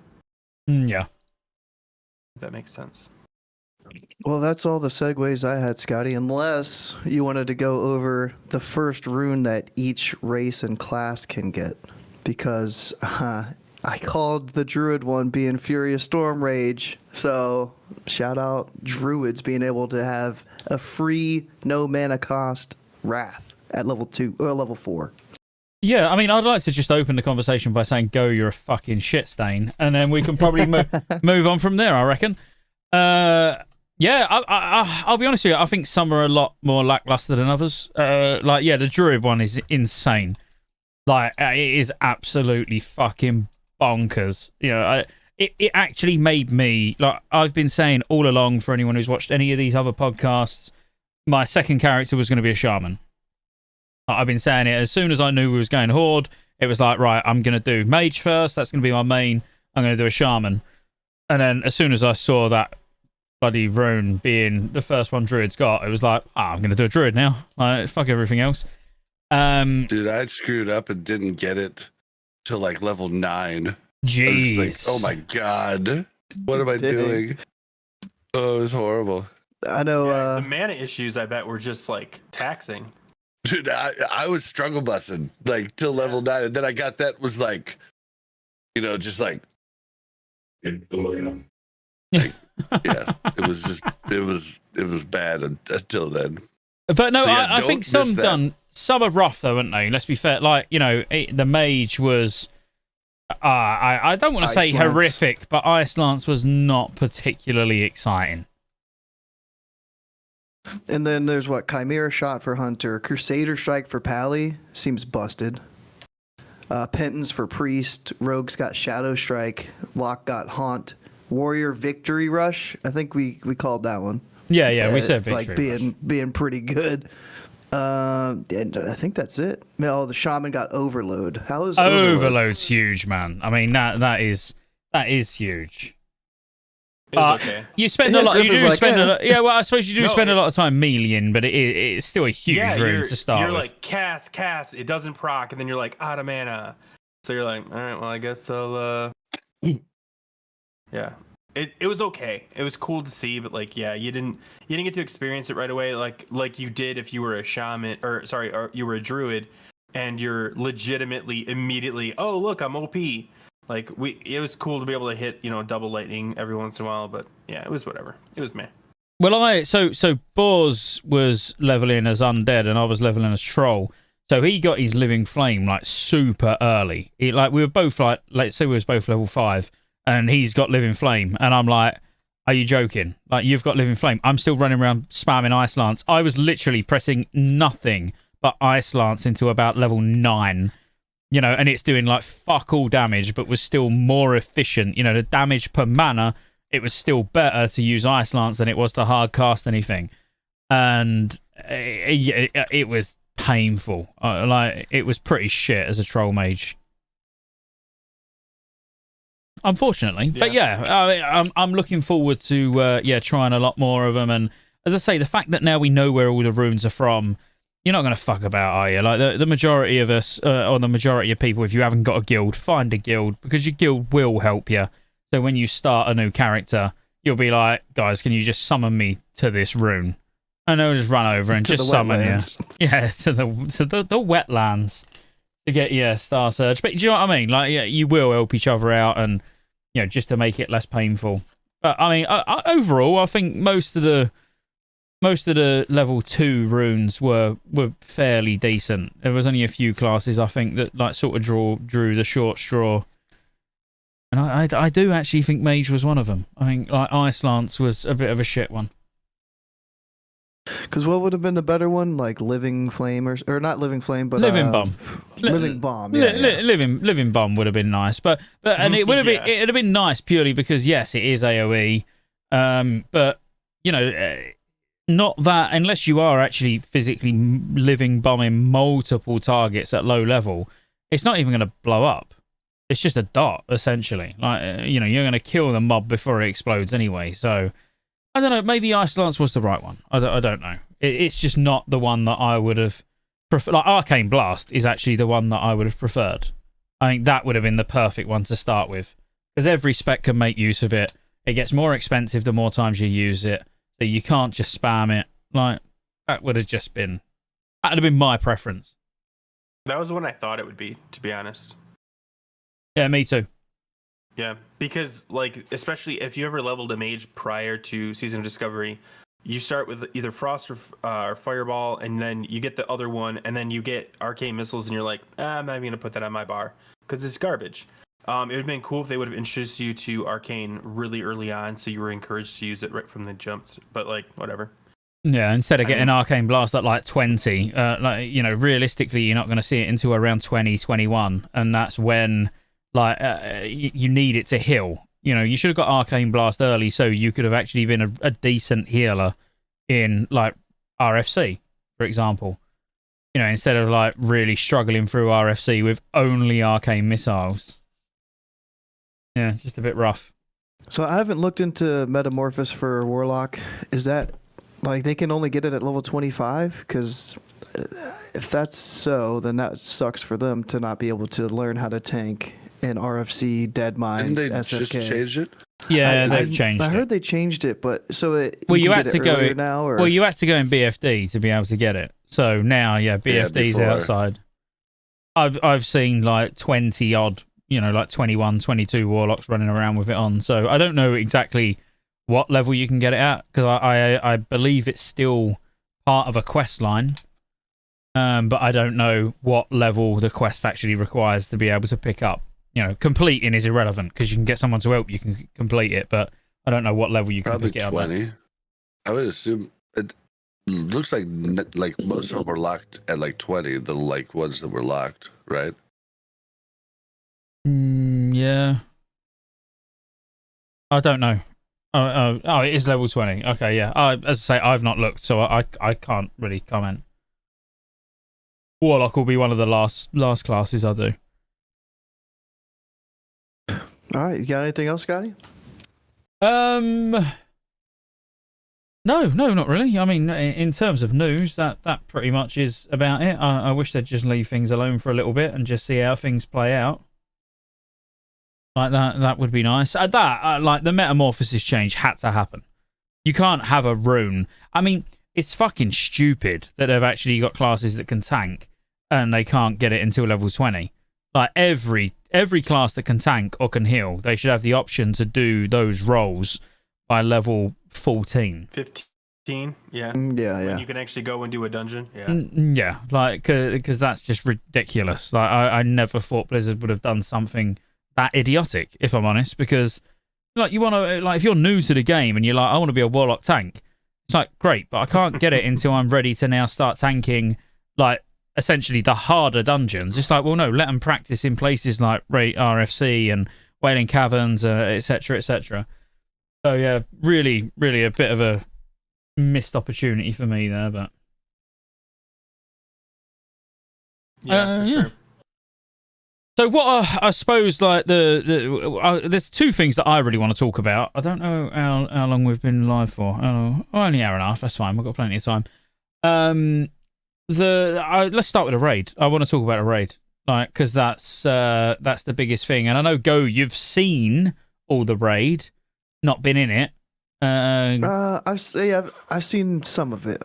I didn't see like how the trash goes. I did see that there's teleport runes inside now. If you wipe and you run back in, and there's a graveyard right outside the instance portal. I found that out the hard way. Yep, literally opposite. And the worst fucking repair vendor I've ever seen put in any raid or dungeon ever. No, only because Scotty didn't know it existed because it's invisible. Oh, exactly, it's invisible. Hang on, Scotty didn't know it existed because it's invisible. Think of those Wait, words. isn't that a song? Because Scotty didn't know. Isn't that a song? Scotty doesn't know. Didn't know. Yeah. Yep. Yeah. From Eurotrip. So someone Yep. pointed it out immediately. They put an X on its head, and Scott still couldn't find it. He's No. like, I don't see it. We're like, no, it's stealth, bro. It's right next to the portal. And he's like, oh god, why is it here? That was dead on, by the way. That was not That dead was a on. pretty good one. That was a pretty good one. Don't encourage him. Yes, you did But mark it, Boz. Fuck off. But yeah, it's yeah,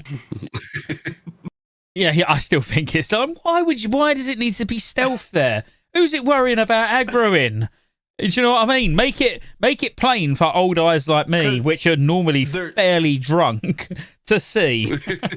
Before you unlock the teleport, mobs are there. So it makes sense it would have to be stealth to be there the whole time. Oh, I didn't realize that there was RP going on amongst the NPCs as well. Yeah, man. But in general, the raid. So in terms of like the bosses, let's go through them. Let's go through the bosses and give our thoughts. You can go do you know first. their names? Yeah. Do you know their names? Yeah, of course I do. I'm just bringing it up now on Atlas Loop. And then I definitely know their names. No, that's not even in order, is it? I don't know. We'll refer to them as Boss 1, Boss 2, Boss 3, Boss 4. Yeah. Gamura, I think, is the turtle. I couldn't tell you. I don't know. They died so fast. I Gomera? didn't get time to ask them for their names. Yeah. So Gamora's wait, the turtle. are we the only ones that rated? Bob hasn't rated yet, right? I rated the first 3 bosses at BlizzCon, but okay. So you've experienced them at least. First boss. Baron I'm looking now. Baron Aquinas. Yeah, that's his name. Yeah. The first boss is fun. Once you get everyone to understand the mechanic, super easy. Did not know until after we raided that those bubbles underwater let you swim fast. Did not know that. I could have told you that. They also, Wish I didn't know that. they also fill up your breath bar. Okay, so you don't have to like stay at the top of the water. Yeah, I saw that debuff, and it's like it increases your breath reduction, whatever the word is, by 75%. Yeah, you're underwater for 8 seconds and you're drowning. But the whole mechanic with a boss is like one person. Well, there's storms that are going around, like hurricanes, move out of them, and then someone will get a debuff put on them, like depth charge or something like that. It's called, and it's like it gives you 8 seconds to react. It's not like it's on me, like quick. Yeah, it's like 8 seconds. The person who gets it on them just jump in the water, and literally that's the boss. So. And I didn't have it a single time. Yes, so, but they were bad players. If you don't jump in the water and you stay, everyone around you gets knocked into the water too, and then it's annoying. So don't be that. But I think it's a good entry level raid or boss. Like you get a little taste of how good your raid is, but nothing. I mean, it's one mechanic essentially. And actual mechanics. That's the thing, So it is you're stepping into a level up raid, and the bosses have actual mechanics. Mm-hmm. I do feel like there's some big discrepancies in terms of tuning from boss to boss, though. There's not really much consistency across them. How it don't even step up in difficulty throughout the raid. It's like you got easy, quite challenging, easy. Brick fucking like solid, and then piss easy for the last boss. It's like, it don't get progressively harder as you go through. It's bizarre, actually. I think that's okay. It would be nice if they were slowly progressively hard, but so the first hard boss is the Murloc boss, I'd say, and only because I don't think we should probably say Scotty's group and I, when we ran, we did a blind raid. We didn't try to figure out the mechanics by looking online for the most part. We just kind of went in and tried to figure out the mechanics of it, which made it a little bit more fun, because we were like, I don't know, dodge that? Probably. It's purple. Doesn't look good. But it made it more interesting in that sense. But yeah, like the Murloc one, I didn't know, but you should apparently have someone taunt the tank. Or taunt off the tank, and I just took it until I died, and then I got rezzed and then died immediately. But yeah, it was fun to just kind of like figure it out. But yeah, I think I think the Murloc boss was a hard one. But then it's the same thing. Like the next boss, not really a hard boss, but we didn't know the mechanics, so we kept like because the boss has a lightning shield, and we kept just forget that one. Go back. Think about the turtle. So think about Gamura, whatever its name is. We had no idea. We're hitting it, and we're like, this is cool. Drag it through them bubbles, and it's like dragging it through the bubbles does absolutely nothing. It's like nothing to do with the fight whatsoever. Okay, it does. I found out the bubbles do give you mana, though. Yeah, it restores mana, and you take damage. We were avoiding the bubbles. Yeah, they're bad things on the floor. Yeah, but it was like maybe if we drag it through, it removes stacks, and we're like, yeah, this is actually working. Yeah, this is it. As This you're is it. moving it, it's losing stacks. We weren't thinking that as you're moving it, we're also hitting it, which is removing stacks. But but that was the fun bit. That was what made the raid fun. We went in and was like, let's not look at anything. Let's just try and actually get through it and work everything out for ourselves. And I enjoyed it a lot more for doing that, actually. Yeah, that's cool. Yeah. I think we solved a lot of cool puzzles that way. Like, we obviously got stuck on that one boss. We'll get to that. But, like, other than that, like, it was kind of fun to just, like, even if we did it wrong, at least we were, like, finding ways to kind of, like, avoid the mechanics that we needed to. So that helped out a lot. Yeah. See, I'm scared that I've missed that feeling and that experience, because when I go in, if I fail a mechanic, I think people are going to be like, yeah, what the fuck? Like, why is Go getting knocked off the ledge? Like, what is he doing? Yeah, he was at BlizzCon, bro. How is he getting this wrong? Because I don't want to look up the mechanics, but I feel like I'm gonna get in there for the first time, the third lockout, and people are already gonna have seen it multiple times, and then they might get upset with me. I wouldn't worry too much about it. I think you have to factor in that, like, some people, like, we're, the three of us are 25. Most people are still, mid-teens, early 20s. They haven't even hit the cap yet. So, like, to put that pressure on you, I think isn't fair. Like, just have a good time. Don't stress too much. And most just of the don't mechanics, once you fuck up. get them, are just honestly the only boss that you're absolutely like, if you screw up, everyone, well, they won't know, but everyone will probably suffer from it, is the second to last boss. And that's probably the only one where it's legit, like, come on, we gotta do this. We gotta get this right. Because all the other ones are just like, you died. We'll be fine. We can 9-man this. Is there any mechanic that's like an ICC equivalent where one person fucks up and it's just like a wipe, GG, let's run back? I don't think it's that punishing in there, right? No, not really. No. I mean, even on the last boss, if one person gets hit by the first raid. Yeah, it's not, Bob. Yeah, it's not that punishing. Like, yeah, I would hope that. You don't want the last boss does a breath, and you don't want anyone to get hit. But like when we done it, bearing in mind we didn't know. Again, we didn't know what was going on. I just said just tank it, don't do anything, just nuke. Don't get hit by the breath. And one person got hit by the breath, and it was like, all right, just heal him, just heal him, carry on until the boss dies. And that was it. Yeah, we literally of course, right?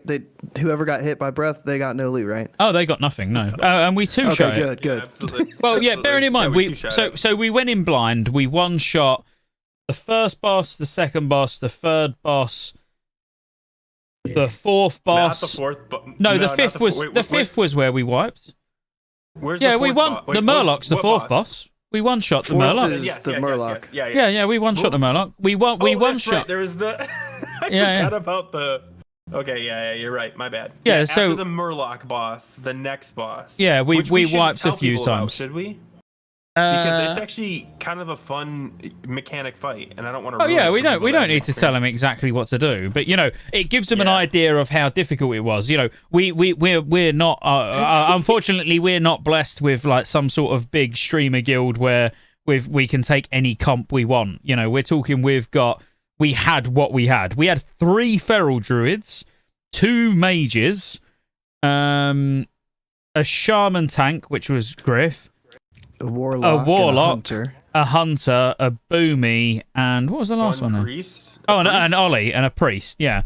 So, it was it weren't like the an optimal setup. And yeah, we one-shot the first boss, one-shot the second, one-shot the third, one-shot the fourth, and then probably had 4 or 5 wipes maybe on the 5th because we was just trying to ignore the totems and nuke the boss, which didn't work, and it took a while before. No, you skipped something. I'm gonna spoil something for you. Go. I apologize. Right after the Murloc boss, I just saw trash. Started pulling. It's not trash. It's a gauntlet, and we didn't know it was a gauntlet, and we just kind of went. Oh yeah. So the first pull, I had no mana. Yeah. So we got like trapped in a gauntlet. We're like, well, I guess we didn't even know we had to move through the gauntlet. So we're just standing there, and mobs just keep coming. We're like, this is weird. And then like after about 5 minutes, we're like, oh, I think we have to move forward. Yeah, it was literally about 5 minutes of like, will these murlocs ever stop spawning? And there's not even any rep. We're not even farming rep. Yeah. Like, what is this shit? Yeah. Yeah, but that was what made it funny. You know, it made it fun because we didn't know. But then we had a few problems on that boss, but then the next boss was that really did take some time. You know, Kelris. Kelris is it's not hard. Like, once you actually know what's going on, it's not hard. Like, I will one-shot it. Maybe the odd wipe if we've got too many people in the group that haven't done it before, but like it will be a 1 or 2 shot like every week, no doubt. Now we understand exactly how the mechanics work. But going into that blind was yeah, there were so many like kind of, I don't want to call them tedious mechanics, but like you wouldn't even notice. Like, it's not like, oh, he cast this thing on the ground, move out of it or whatever. It was like positioning factored into a lot of this, and you didn't even know, like, why am I getting slept? What is causing this? And we had to like figure out based on like why is this person getting hit by this spell? And it was all, you know, based on stuff that I don't want to spoil for people, but like it made it really fun when you're like, let's try this. How about we do this? And like, you know, at one point, Scotty completely changed his mechanic or his process to kind of give us an advantage in like the later phase. And that helped us out a lot. And it was such a fun time. I mean, we obviously we wiped out it like 1 billion times, but it sounded to me like one of the biggest things was you guys were using like a quarter of the room when you had like loads of space to move the boss maybe away from the purple stuff on the ground. And there was it sounded like there was pushback from the tank, and they were like, nah, I think we should stay here and take all this AoE damage. Scotty's mana's fine for a good 30 seconds. It was there was a lot of just working out exactly what's more punishing, you know, the dot being cleaved onto people and needing to be dispelled, even though it can be interrupted. You know, there was a lot of things that we absolutely could have done better, but you know, when you're trying to work it out on the fly, and the fact that even there's mechanics that like we was trying to handle that don't even need to be handled. You know, like there's ways to reduce the boss's damage in the last phase. That there's things that you can do. We overcomplicated it, and in the end, we ended up just nuking the boss. He got to 35%, and then we nuked him again. And literally, I'm like, shit you not. That was the tactics. It was like, right, we'll control who's going into the dream state. Outside of that, nuke the boss, and once it's dead, we'll loot it. And then the last boss was just a fucking joke, man. Like, the fact that was the last boss was just ridiculous.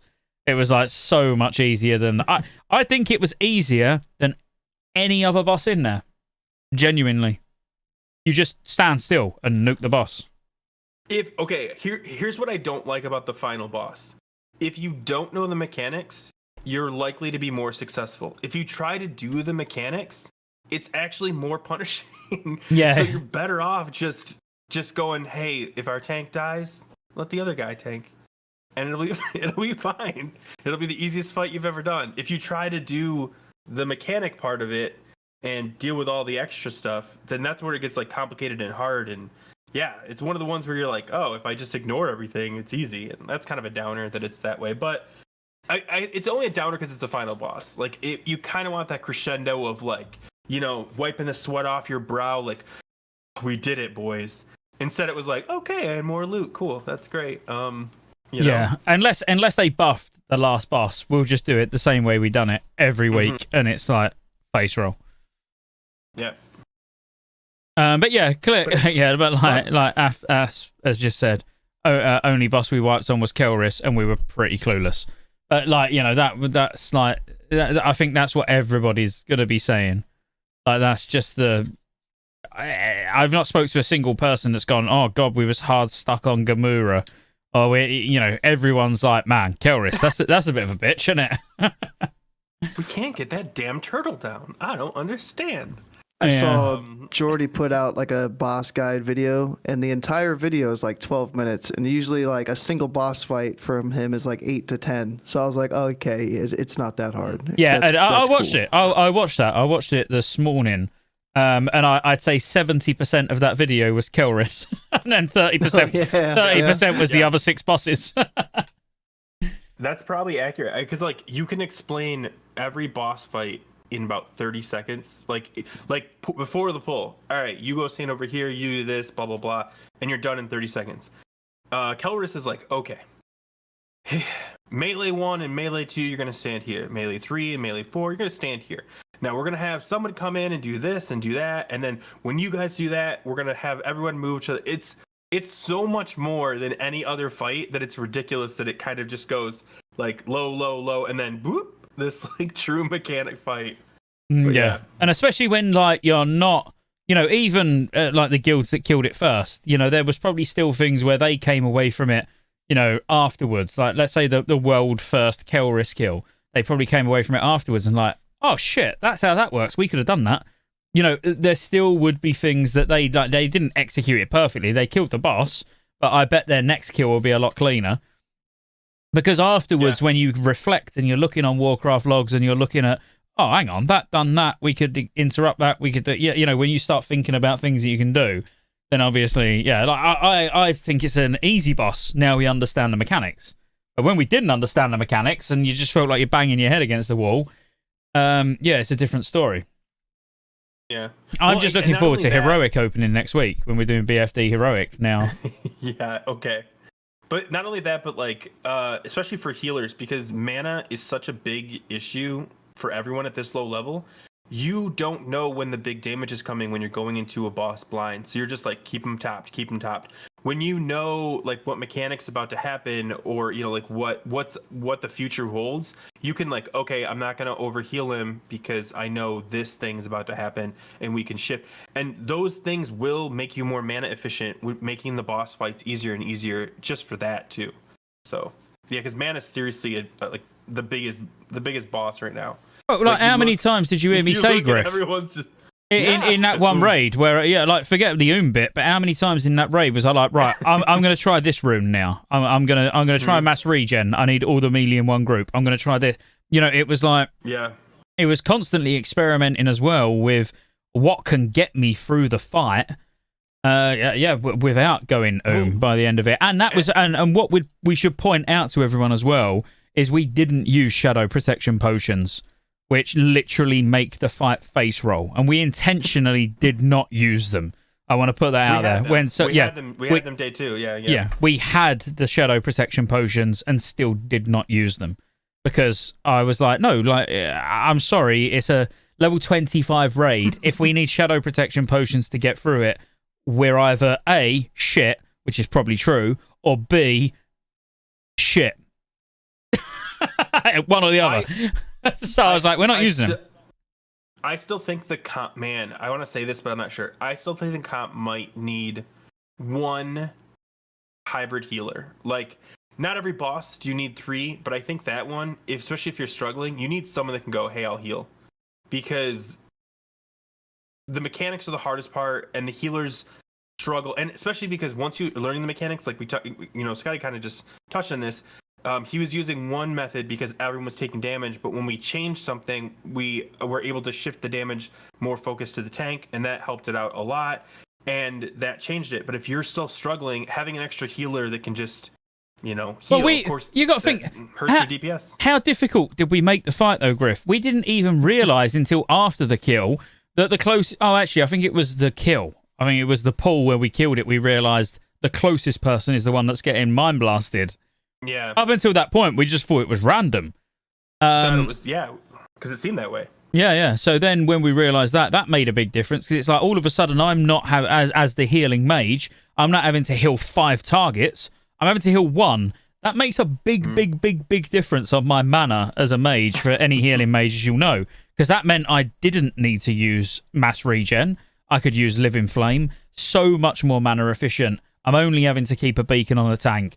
Do you know what I mean? Like that is, makes a big difference. Which will all then dual wield on that one too. Yeah. So it was fun. But no, it's I enjoyed it. I really actually think they've. I'm so surprised. I've been the one complaining about it being BFD for the last 6 weeks, 4 weeks, however long it's been, saying like I don't like the dungeon anyway. Like the raid's going to be shit. And I'm pleasantly surprised. If they do the same sort of job with all the future level up raids, man, it's going to be a lot of fun. I want to ask. This is raid related, but I'm curious what everyone thinks. So you guys might not have experienced this yet, but to get to the raid, you have the long tunnel, very similar to like Dead by and other things like that. And to get there, you have to go through a lot of very powerful elites, and it's a shared one. So if you're PvP, it's absolutely nuts. Do you love this or hate this? Because I personally love the chaos of trying to get into a raid, especially now that we have the boon thing, and it's not like a it's not a rage quit when you lose your world buffs. Like, do you guys think that's a good thing, or do I just want to be able to walk in? I hate it right this second. Like, no, it's this very moment I hate it, but I do love it any other moment other than right now. Because right now I'm trying to get in there on my own so I can go and get the scowls from Serikis to do my boots quest. So at the moment, it's a little bit like having a conversation with Go with a hangover. It's painful. Fair. Go, what do you think? Do you like the idea of that, Go and Bob? Do you guys want to be able to just like be teleported in, or do you like the absolute struggle bus all the way into the instance that you're probably gonna die? On average, twice. You're gonna die twice. If I can have the whole raid group go in at once and not everybody filter in, like try to go in 2 at a time, and then 2 people die, and now there's 8 people, and then 3 more like, I'll go ahead and try to get in. But if all 10 are like, all right, boys, let's go, and then you go in and face roll, that'd be fun. Yeah, I mean that's like the fun of it. That's what we used to do. I mean, I thought one of the coolest things in Vanilla Classic was when a whole raid or 2 would just all fly out on griffins all at the same time. And it was just like a mass of people. Like, I thought that was really neat. Yeah, the run to Black Rock Mountain where you've got like every single griffin perfectly formed for like 30 miles. In there. Yeah, that is pretty cool. There's also, it's a big deal to tell, but there's also a quest item. Sorry, it's a quest starting item there. And it doesn't drop every time. It's on an elite. It's a lot of people solo farm it. So when you're in there, there's a bunch of like paladins for sure, just downing one bot. So like you run past it, and then they're like half health, and you're like, I know they're gonna come after me as soon as I murder them, but all right. And then you kill them, and then you're doing the same thing, killing the priestesses, and then you turn around and there's 3 paladins just standing in there, and you're like, well, that was fun. I love it. I don't know why, but I think it's so fun. The thing I thought was really fucked up, and I don't know if it was just us that like was, I don't know, unlucky or whatever it was. But do you remember when we was trying to run in on the first night, and we was all trying to do the quest, but there was like 3 different lots of us all in the same group, but all on different phases, different layers. Yeah, that was weird. Yeah. So we're all stood on top of each other, like, how have you not got the damn note yet? And it's like, I can't see you. Like, literally, we just had all of us on, like we had 3 of us, and then another 2, then another 2, then one guy on his own who was crying constantly because he couldn't get in. Like, but we was in the same raid group, but all on different layers trying to get into the raid. Yeah, that was weird because like I didn't get the damn note. I was one of the people that didn't get it, and they're like, "Has everybody got it?" I'm like, "No, I don't got it." But like, whatever. I don't want to. I don't want to wait. I don't want it anymore. I still want it. I just don't. I don't want to like. Honestly, like I love that it's because this is. Ooh, I want to say. BWL had the exact same kind of idea where you had to get a note, but then that note you had to get all the way to the end of Upper Blackrock. Mm-hmm. I like that. I like that, everyone was like murdering this one dude just to get this stupid. But there's a quartermaster, wasn't it? Didn't you have to kill the quartermaster in Blackrock Mountains? Is that the one? I don't know if he had a title, but he was like, I don't know, like off the path of where the entrance to BWL and Uber's was. It was like down to the side. And people were just farming it. Like there's farm. And then they also had people clearing Ubers and then sitting there and letting people come in and click the orb and click, like, oh, 5 gold to click the orb. And you're like, all right, I'll pay the 5 gold. But whatever. Yeah. What you might be another example. What do you think about the loot though? So like I didn't think I'd get so excited over blue gear. I see blue gear drop and I'm like, I'm not. I'm the least loot horny person that you'll ever meet. You know, like if it's a bigger upgrade for someone else. That's got 4 legendaries right now. Yeah, yeah. Yeah. Okay, yeah. I like legendaries, but I'm still not loot horny. But you know, like I'd pass it to somebody else if it was a bigger upgrade and I knew that they're going to do better stuff with it. But when I saw loot drop in BFD, I was like, oh man, if I lose this, I'm going to be pissed. I want this shit. Look how good it is. I think the only thing that was missing was that it was blue and not. If it was purple, it would be even worse. Even though the stats were only slightly better than most of the blue gear you can get, making it purple would have made it like absolutely toxic. Like, you just need rolled on that, bro. Like, what are you doing? Like, for example, there was a neck that dropped, and it was stam defense, and everyone's like, "Well, we don't have necks. Can we roll?" And I was like, "Bro, you touch my neck, I'll kill you." That's my bis for PvP. What do you mean? Exactly. That's what people said. I'm like, Yeah. fair. They're not wrong, but no, I was excited about the loot. I like, and someone mentioned in the chat, they said, hey, do you think people are still going to run this, you know, when the 40 band is out? And I think because that loot is not only good, but relatively easy to come by, like, you know, an hour and a half, and you've got, you know, 15, 16 pieces of blue, you know, for a 10-man raid, that's really good. So yeah, I do think it's going to be something you maybe run once when you hit like 24, 25, and then you keep on going to 40. I don't know. I wonder Yeah, if they're no, it's going to interesting. You lock know the level. exactly what it's going to be. SDKP. Well, it's going to be people that want the buff for, you know, the 40-man raid, that want the world buff, and they're going to be like, okay, I'll, you know, there's going to be a level 40. There's going to be like, you know, maybe 2 or 3 of them, and they're just going to be like, okay, who all wants in? Buy-ins, this, blah blah blah. Like, it's going to be a service people provide. At that I point. mean, I'm hoping that the buff that we're getting is going to remain the same-ish, but just scale up as we go along. You know, so like, hang on, I've got it boned, so let me just look at what it does. I can't. But it's like 2% crit and movement speed and whatever else it 20 gives, isn't attack it? power. And 20 attack power. So I'm just hoping that the next level up raid will be 3% crit, 40 attack power. You know, so then by the time we get to the end, it'll actually be the most recent level up raid that people are running. I'm not Or saying there'll that's what just it'll be. A but hopefully. new one for the level 40, and the sweaties are gonna have the world buff from each of them every time they go into a level 60 or a level 60 raid. Yeah, very possibly. Look, like, who knows when it comes to this, but like, I hope it's not that way. Like, you know, it's all good that it's a level up raid. They've even that's what they've called it. They've called it a level up raid. It should have no relevance at level 60, in my opinion. What do they do as far as people that are level 40? Somebody's leveling up on their alt in the guild, and they're like, "Yo, can you run me through BFD?" So then, like, they can get all the loot. Do they want it to be a level up raid, but should they cap the level to enter BFD 25? I think if Oh, interesting. not without having some way to form groups easily, in my opinion. Yeah, Like, because everyone's got to be so 25 or slightly below. That'd be hard, like, because you're not going to be as geared as what we are, because we've kind of like sat around and got some gear, and you're not going to allow people that are 26, so that, like, if you're moving along and you're in a dungeon, you're like, guys, I got to stop. I wanted to run a BFD, and if I ding right now, I can't enter that instance. That might be a problem. Maybe like a window, Yeah. like up to 30.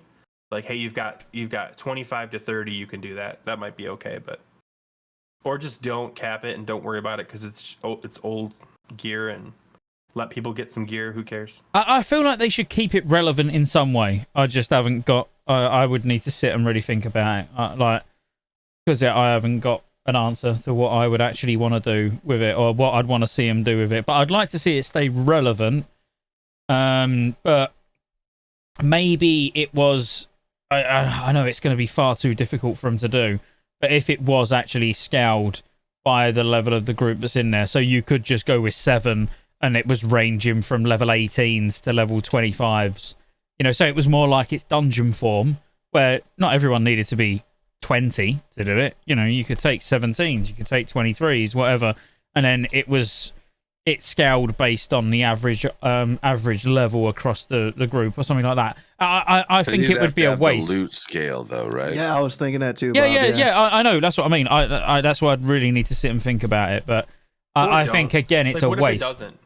Well, if it doesn't, then it's just never going to be done. Loot that scales, so they have the tech to do it. Yeah, but what if the gear doesn't scale? Like, who is it really hurting? The guy that gets brought in early, fine, he can wear it in 2 levels. No, I think Go's got it. What if actually it was like the gear that's in there almost turned to heirloom gear? Like where it actually gave XP while you're leveling. So like it's where you go and you get the gear that increases the 1 to 25 leveling experience. So like, oh yeah, so each boss would have a chance at whatever item it drops now, they just change it so it's got 10% XP, but you can only use 1 of them or whatever, like however they done it. Or you could use 3 and they give 10% each.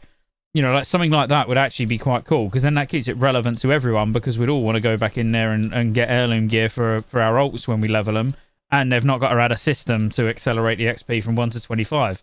So now actually that raid stays relevant forever, and then when we're doing the level 40 raids, they will then drop heirlooms when it's the next phase that will then grant, that will be an extra couple of slots. It might be a shoulders and a cape that gives bonus XP for that. So it would be a way of keeping it relevant, and it's then also giving the accelerated XP for the previous bracket.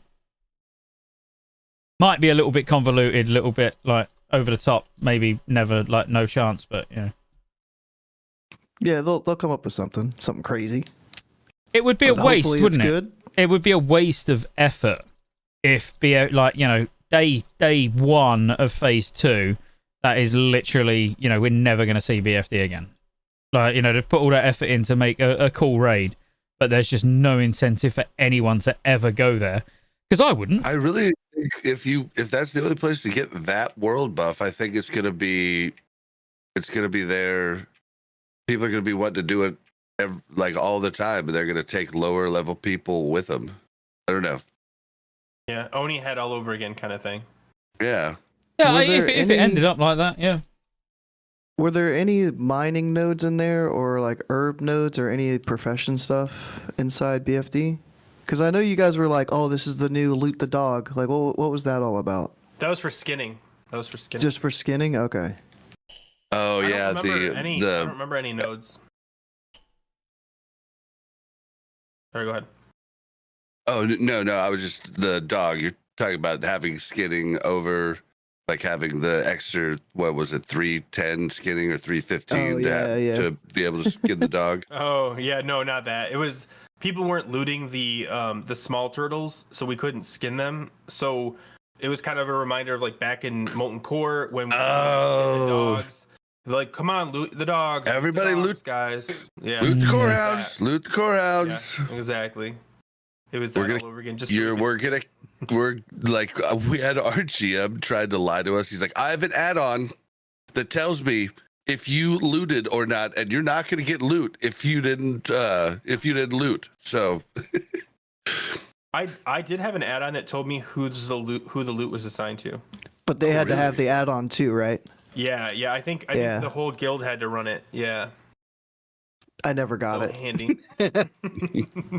Can't get blamed that way. So, I mean...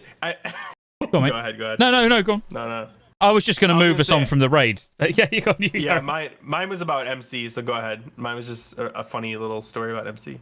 Go on, tell us the story. I'm listening. I need to get a beer anyway. So like, when you've like beat up the dog and everyone's moved over, and someone's like, come on, loot the dog. You see that one person like timidly walk back over, loot it, and then walk back.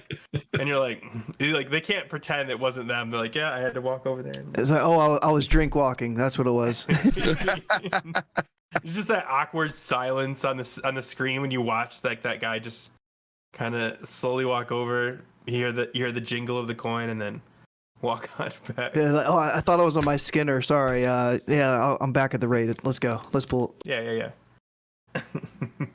All right, Scotty.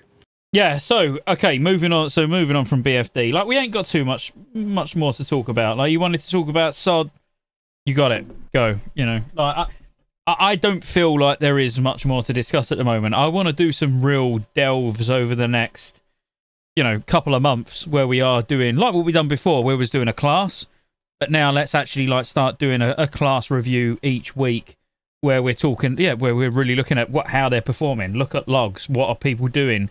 Is there any little cheesy ways people are like getting more DPS out of their spec, their class? But like until then, I mean, I'm just loving it. Literally, like I just want to get more characters leveled. Like even doing the dungeons is fun. Like I've never done bloody Shadowfang Keep as much ever as I have in the last few days. Just farming it for specific items. I do just, as I say, I'm looking forward to seeing how it fares and how Blizzard react to what is inevitably going to be quite a steep drop off. Because like if you're just like playing RAF as well, like we're going to go and raid after this. We've got like 50 minutes into our RAF raid. Like a lot of people will just be having one character. They'll have their paladin, they'll have their shaman, they'll have whatever character they've got. Once you've got all your runes, you've got all your pre-raid BIS gear, and you're just doing Black Fathom Deeps every week, every 3 days. If you're not interested in PvP, that's it, isn't it, really? How long do you think would be right for Phase 1? I say this every time I can, that I love to get as close to full BIS as possible. And with how much brand new loot that there is that's strictly from BFD, a 3-day lockout, like I would need to have a lot of lockouts in there to get full BIS. Or even, like, it would feel bad, I think, if I got a 2 out of 3 for the 3 set, and then they opened up the next phase, and then it's like, well, shit. So I would prefer it to be a little bit longer than most, I would say. Mm-hmm. I'd be fine with another 2 months. Okay. So another 8 weeks from like today. Today's Tuesday. It's reset day. 8 weeks from today. I like 10 weeks total. That's what I said at the start. That's what they said at the start too. Like I like it. I don't want to rush through it. I really want to, because there is going to be a point.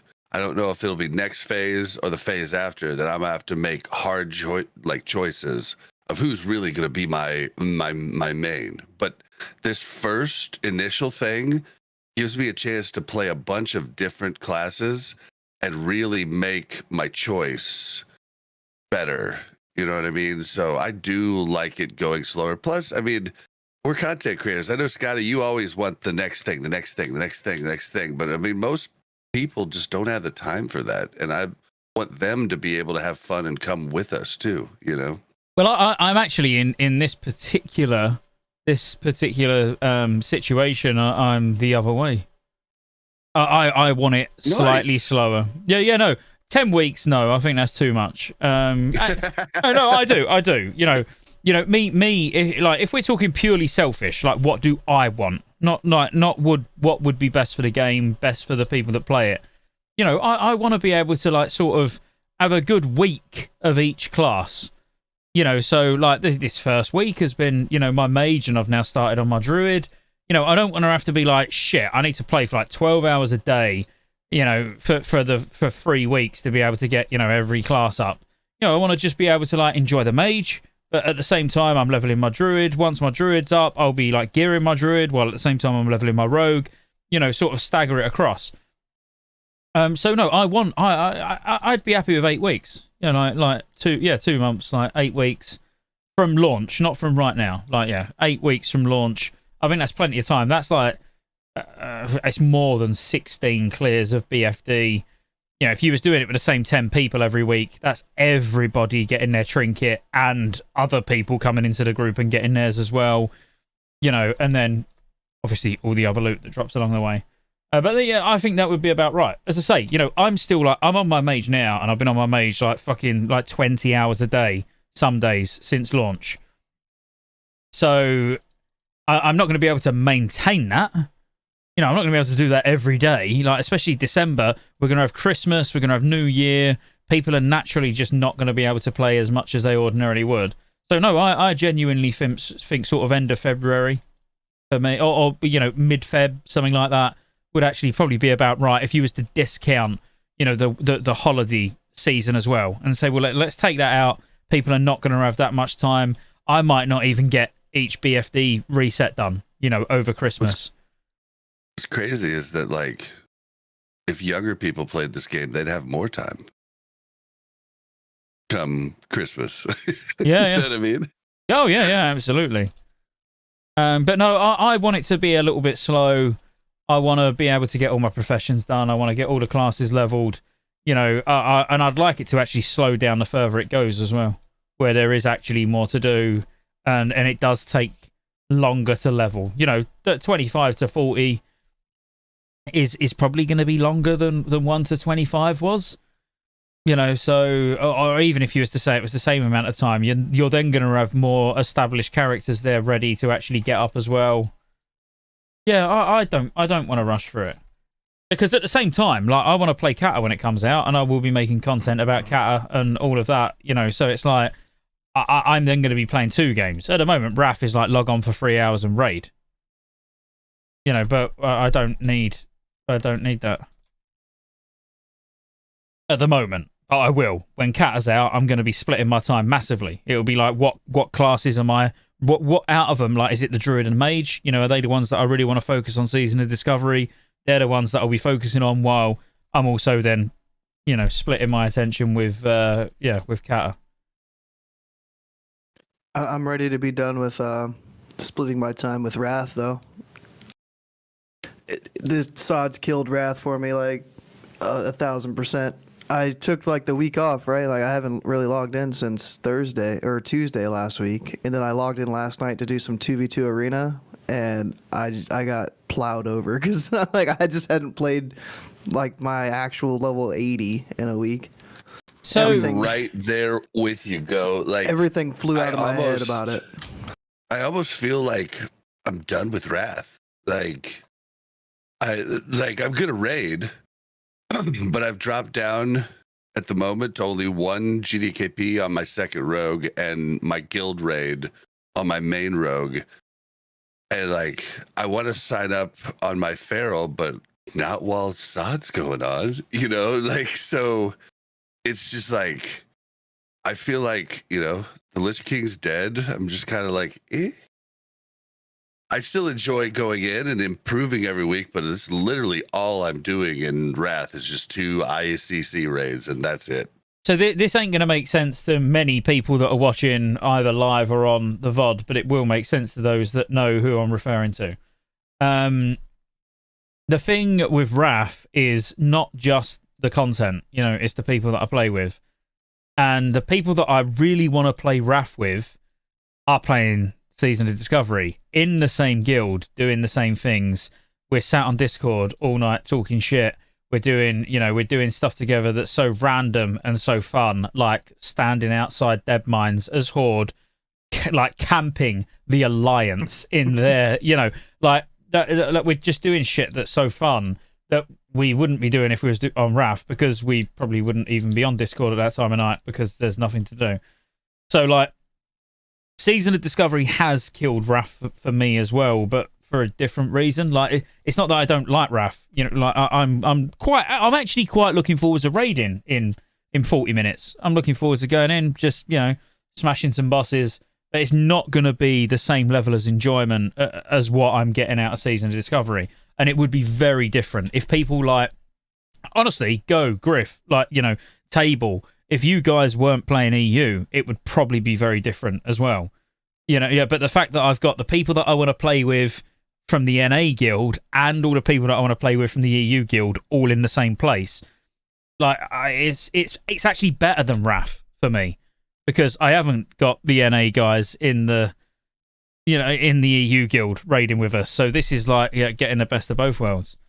But at the same time, as a guild leader on Wrath, I have to be very diplomatic about the way I word this. Otherwise, they're all going to be like, "Oh my god, the guild's dead," and like, I don't want that to happen. But at the same time, I feel like everybody from our EU guild that's playing Season of Discovery at the moment probably feels the same way as I do, where like Wrath is actually like feeling more like a chore than enjoyment.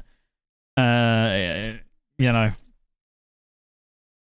Oh, the guild's just disbanded. Yeah. Oh darn. It's been that way. Although I will say, I forced myself to go to my raids, but once I get there, I do have a good time. It's just in the back of my head the whole time. I'm thinking, sad. That's basically where it's at. Yeah. It's all like as soon as I wake up, I just want to log on.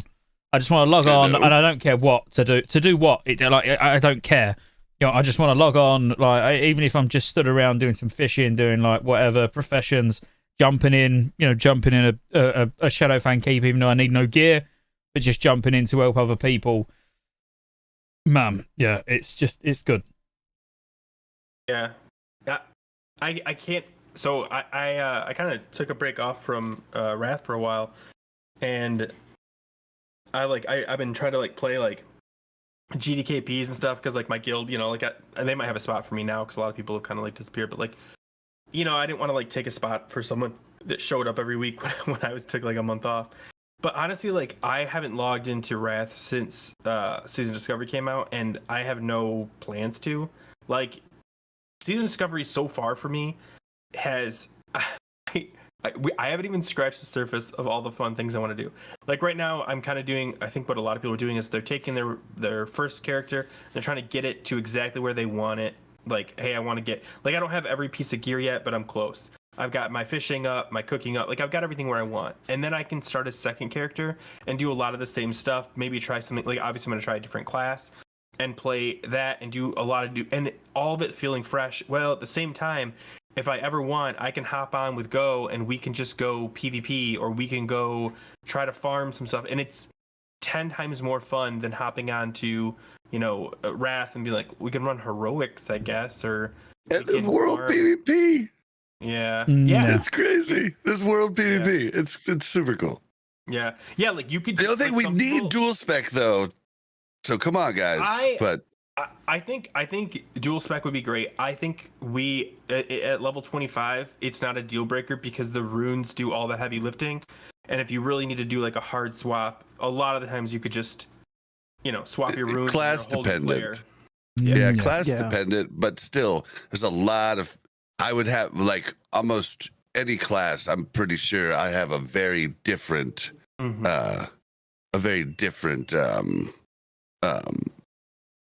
spec for PvP as opposed to PvE. Yeah. Like you take movement speed. Like Go when because Go respec. I talked to him. I noticed he was like, "Wait, did you respec for PvP?" Yeah, because you can all of a sudden go. He was like kind of keeping up with me when we were running around, and I was like, "Did you respec?" And you're like, "Yeah." And I have to cast Ghost I think it's 3 seconds for Ghost form.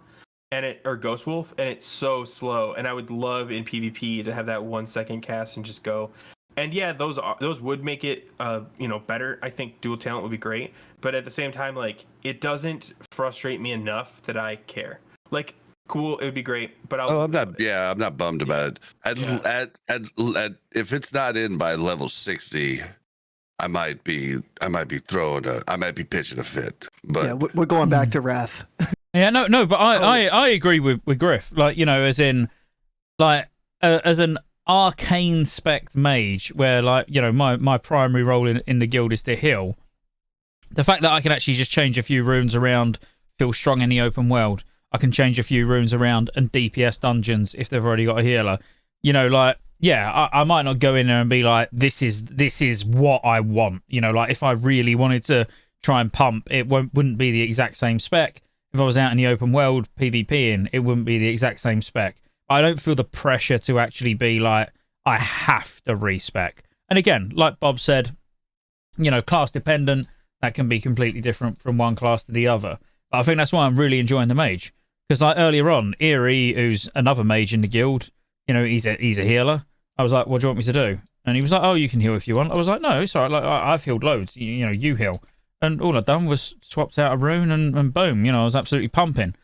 You know, it's like I like that. That feels really good. With dual spec, it's going to feel a fucking lot better. Don't get me wrong, because now you can really, you know, as a druid, you could potentially have a boomy resto spec. You know, where you could you'd be boomy, but you could use it to heal if you needed to, and then you could have a feral spec that you could use to DPS and tank.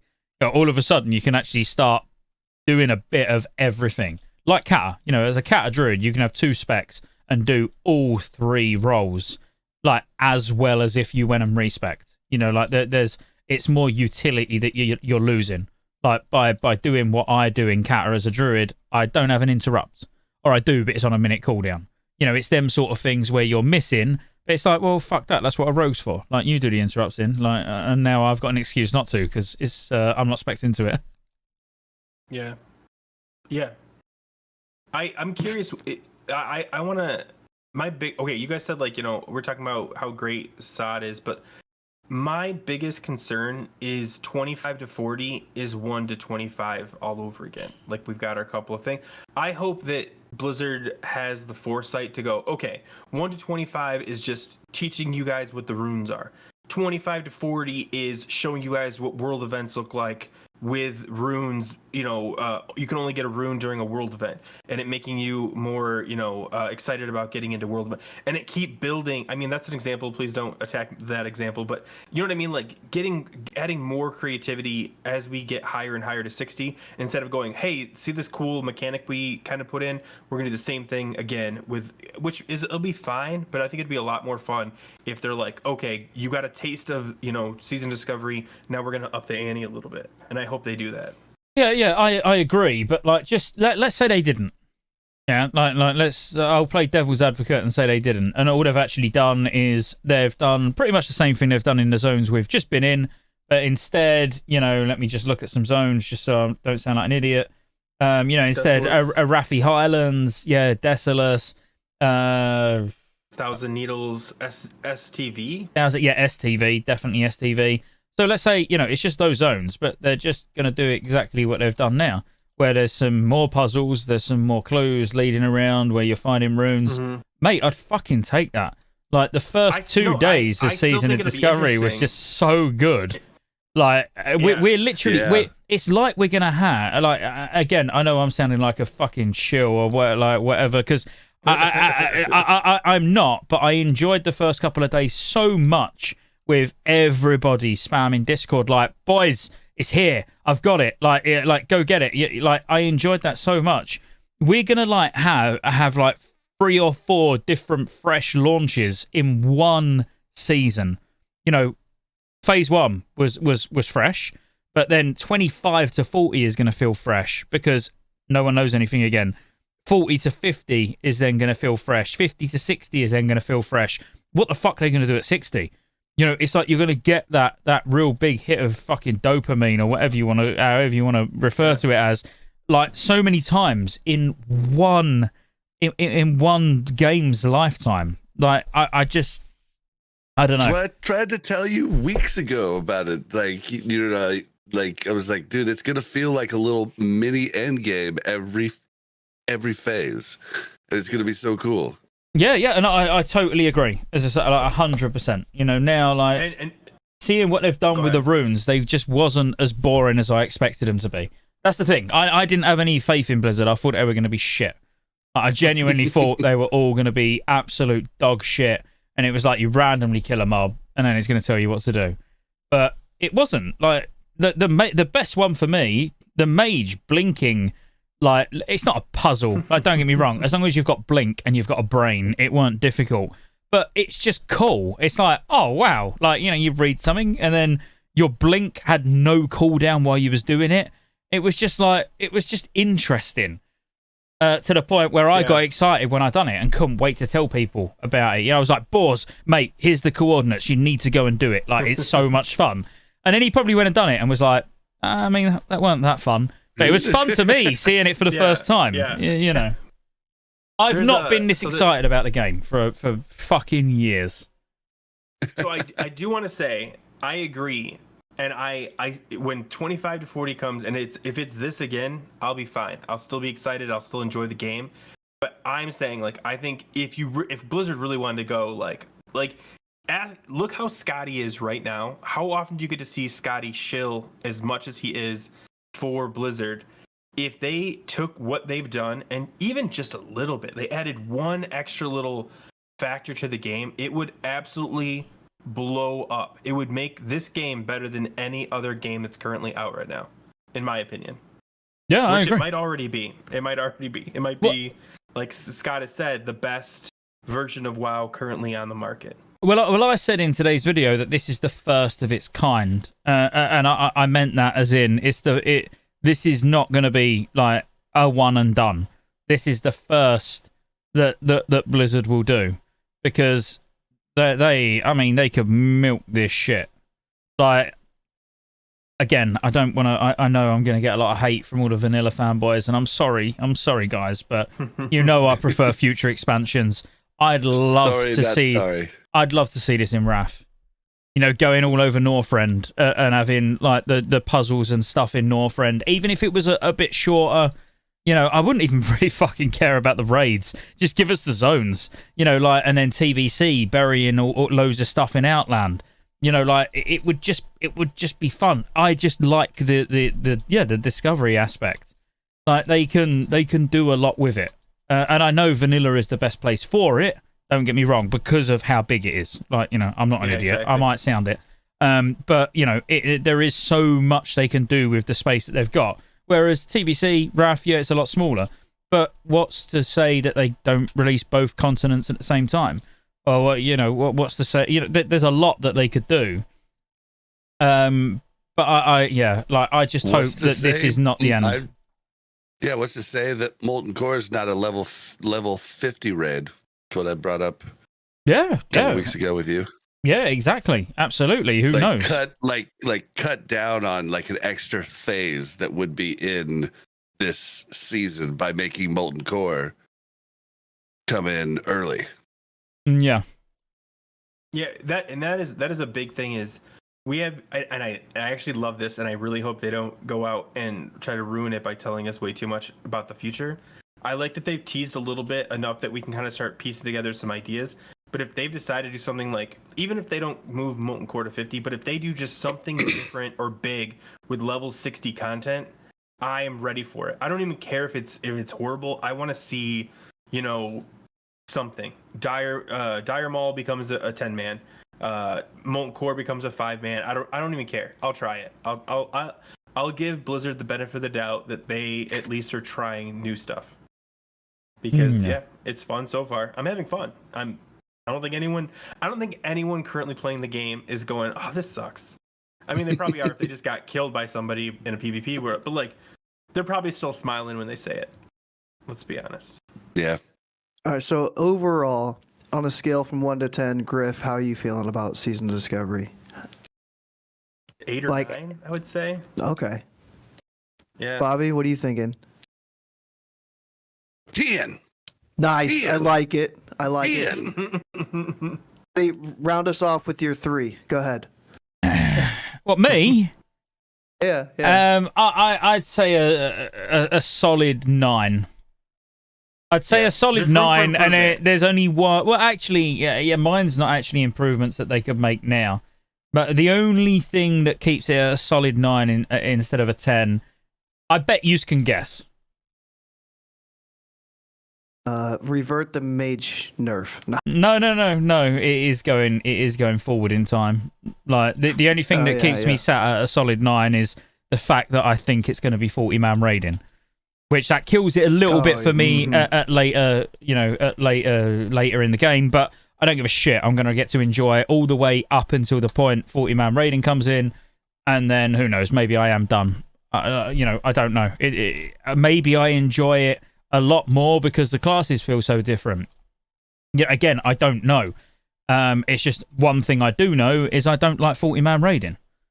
So, that's at the back of my mind. It's like it's a solid 9 out of 10. If they'd have said to me, no, we're gonna look at what we can do with raid sizes, that may then have made this a solid 10 out of 10 for me. But it is, I've just got that at the back of my mind where I'm like, everyone's going to be going in, at level 60 and really enjoying it because they like 40-man raiding, which I'm glad you do.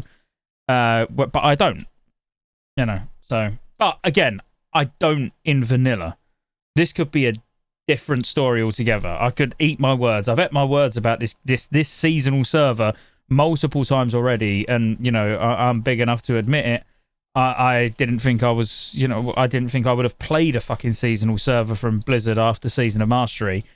Yeah, I think if they stick with 40-man, they've almost bit themselves in the ass because they gave us 10-man BFD, and the 10-man has felt so fun that if you're gonna go from like 10-man, 10-man, 10-man, and then we hit 60 and it's 40-man, everyone's gonna be like, oh no. There's so many people that want 40-man raids, and I'm like, dude, 20, 25 max. You think you do? but then it could again. This is why I'm being open-minded about it. It could be 40-man, and with the way the classes are and the synergization between all the classes, by the time we actually get to 60 and all the new abilities, it genuinely could be fucking amazing. I don't know. So I'm being open-minded, but I know I don't. Historically, I've never liked 40-man raiding, so we'll see.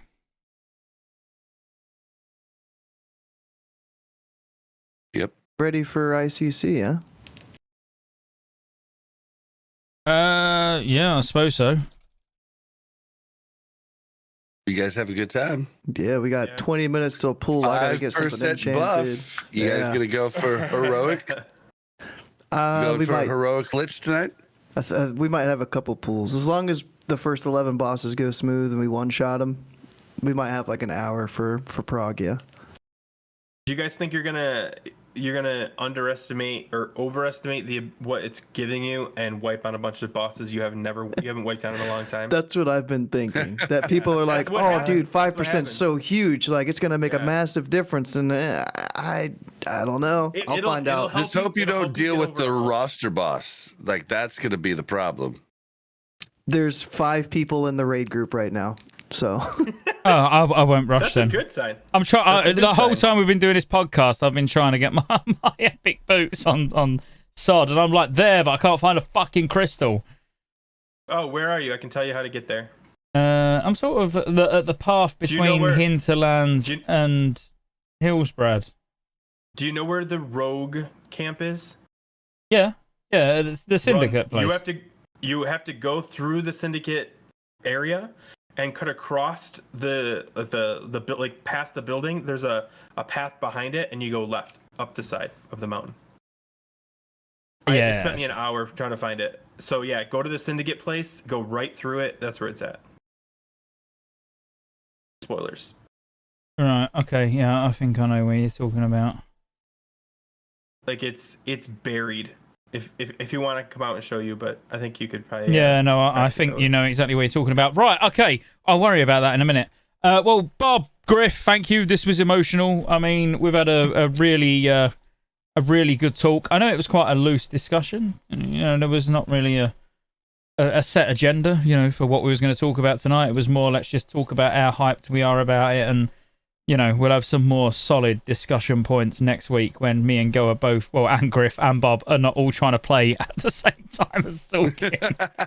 I just want one good night's sleep. I've been staying up till like 1, 2 in the morning every night, and I'm just like, man, I got to get up at 6:30. What am I doing? But I was up till 7. I need that one more. And then I also I want to play with my buddies. So Go's like, oh, let's run something. I'm like, all right, well, let's run once at SFK. And I'm like, all right, we'll get to. But I'm like half awake, eyes and I'm like, okay, why not just press the buttons? And it's hard to turn this game off. It really is. Yeah, it's a good problem to have. Well, where can they find you guys? YouTube. I don't know. Is it just Grifton? Because I think you changed your name at some point. At Grifton. But I think it's still Grifton WoW if you look it up. But just look up Grifton, you'll find me. I make tons of videos. Well, I will be making some because I want to make farming videos, like solo farming videos. I think that's going to be really fun to try new solo farming with different gear, and mages used to be the big guy, and hunters were, and now I think a lot more classes have that that solo hunting mentality going in, so that'll be fun. You can find me on Twitter at blazin_Bob. That's BLAZZIN_BOB. You can find me on Twitch at BlazinBob. You can find me on Kick at BlazinBob as well. And yeah, that's where you can find me. Awesome. I'm glad I went first. When's the next episode of Warcraft Reloaded, Bob? Can you spoil? Do you have a date this weekend sometime? This weekend, we got a banger of a crew, as Scotty would say. We got Willie, we got Ruggs, we got Pummel. So Is Ruggs it'll be on a good top? time. Yeah, Ruggs and Pummel are both in Swamp with me. Okay, cool. Who's not in Swamp at this point? The big streamers, Asmongold, Asfan, and everybody else. But the small guys, we're all over in Swamp, and the miniature guys like me are in Swamp. Yeah, I think once we have a whole bunch of 20 person streamer Andys. once I'm established on might be the EU, biggest one there. I'm gonna come over to Swamp. Me It's a and good Go time. are It's gonna just do a an good NA. time hanging out Eric. with everybody. Yeah. And just all the different content creators you interact with, like you get to run stuff with them. It's pretty cool. And Ompi made a point to make this guild not sweaty like Frontier was. Like there's sweaty portions of it, right? But we have 7 different raid leaders that are putting up their own raids, and you can sign up for any of them. It's pretty cool. Awesome. Well, yeah, I'd imagine at some point we're going to venture to the NA servers, aren't we? Griff, Go, I would have thought. We I have would one. love to have all 3 of you. We'd love to have you all. I don't What know if server we is can that? even make us tune on there right now. Crusader Strike. You need to check it constantly because it does open up. Okay. I think it might be open right now to make Horde, but Asmongold okay. kind of helped us because all of his minions went Alliance. So I would make a Horde on Crusader Strike right now just to make sure that it's Yeah, locked. it's reserved. Yeah. Yep. Cool. All right. Oh, I was able to create one. You can find me. Oh, no one. Right, Go. Oh, whatever. They can find you wherever they want as well. I am going to be streaming on Kick, by the way, in literally the next 10 minutes. I'm going to have a piss, get the green screen down, and then I'll be on Kick streaming ICC 25 and trying to do a little bit of sod in the background because it's on a completely different account. So, peace, guys. Thank you again. This has been fun. Thank you, everyone in guys. chat, for joining us. Thank you for having me. Peace Yeah, me out. too.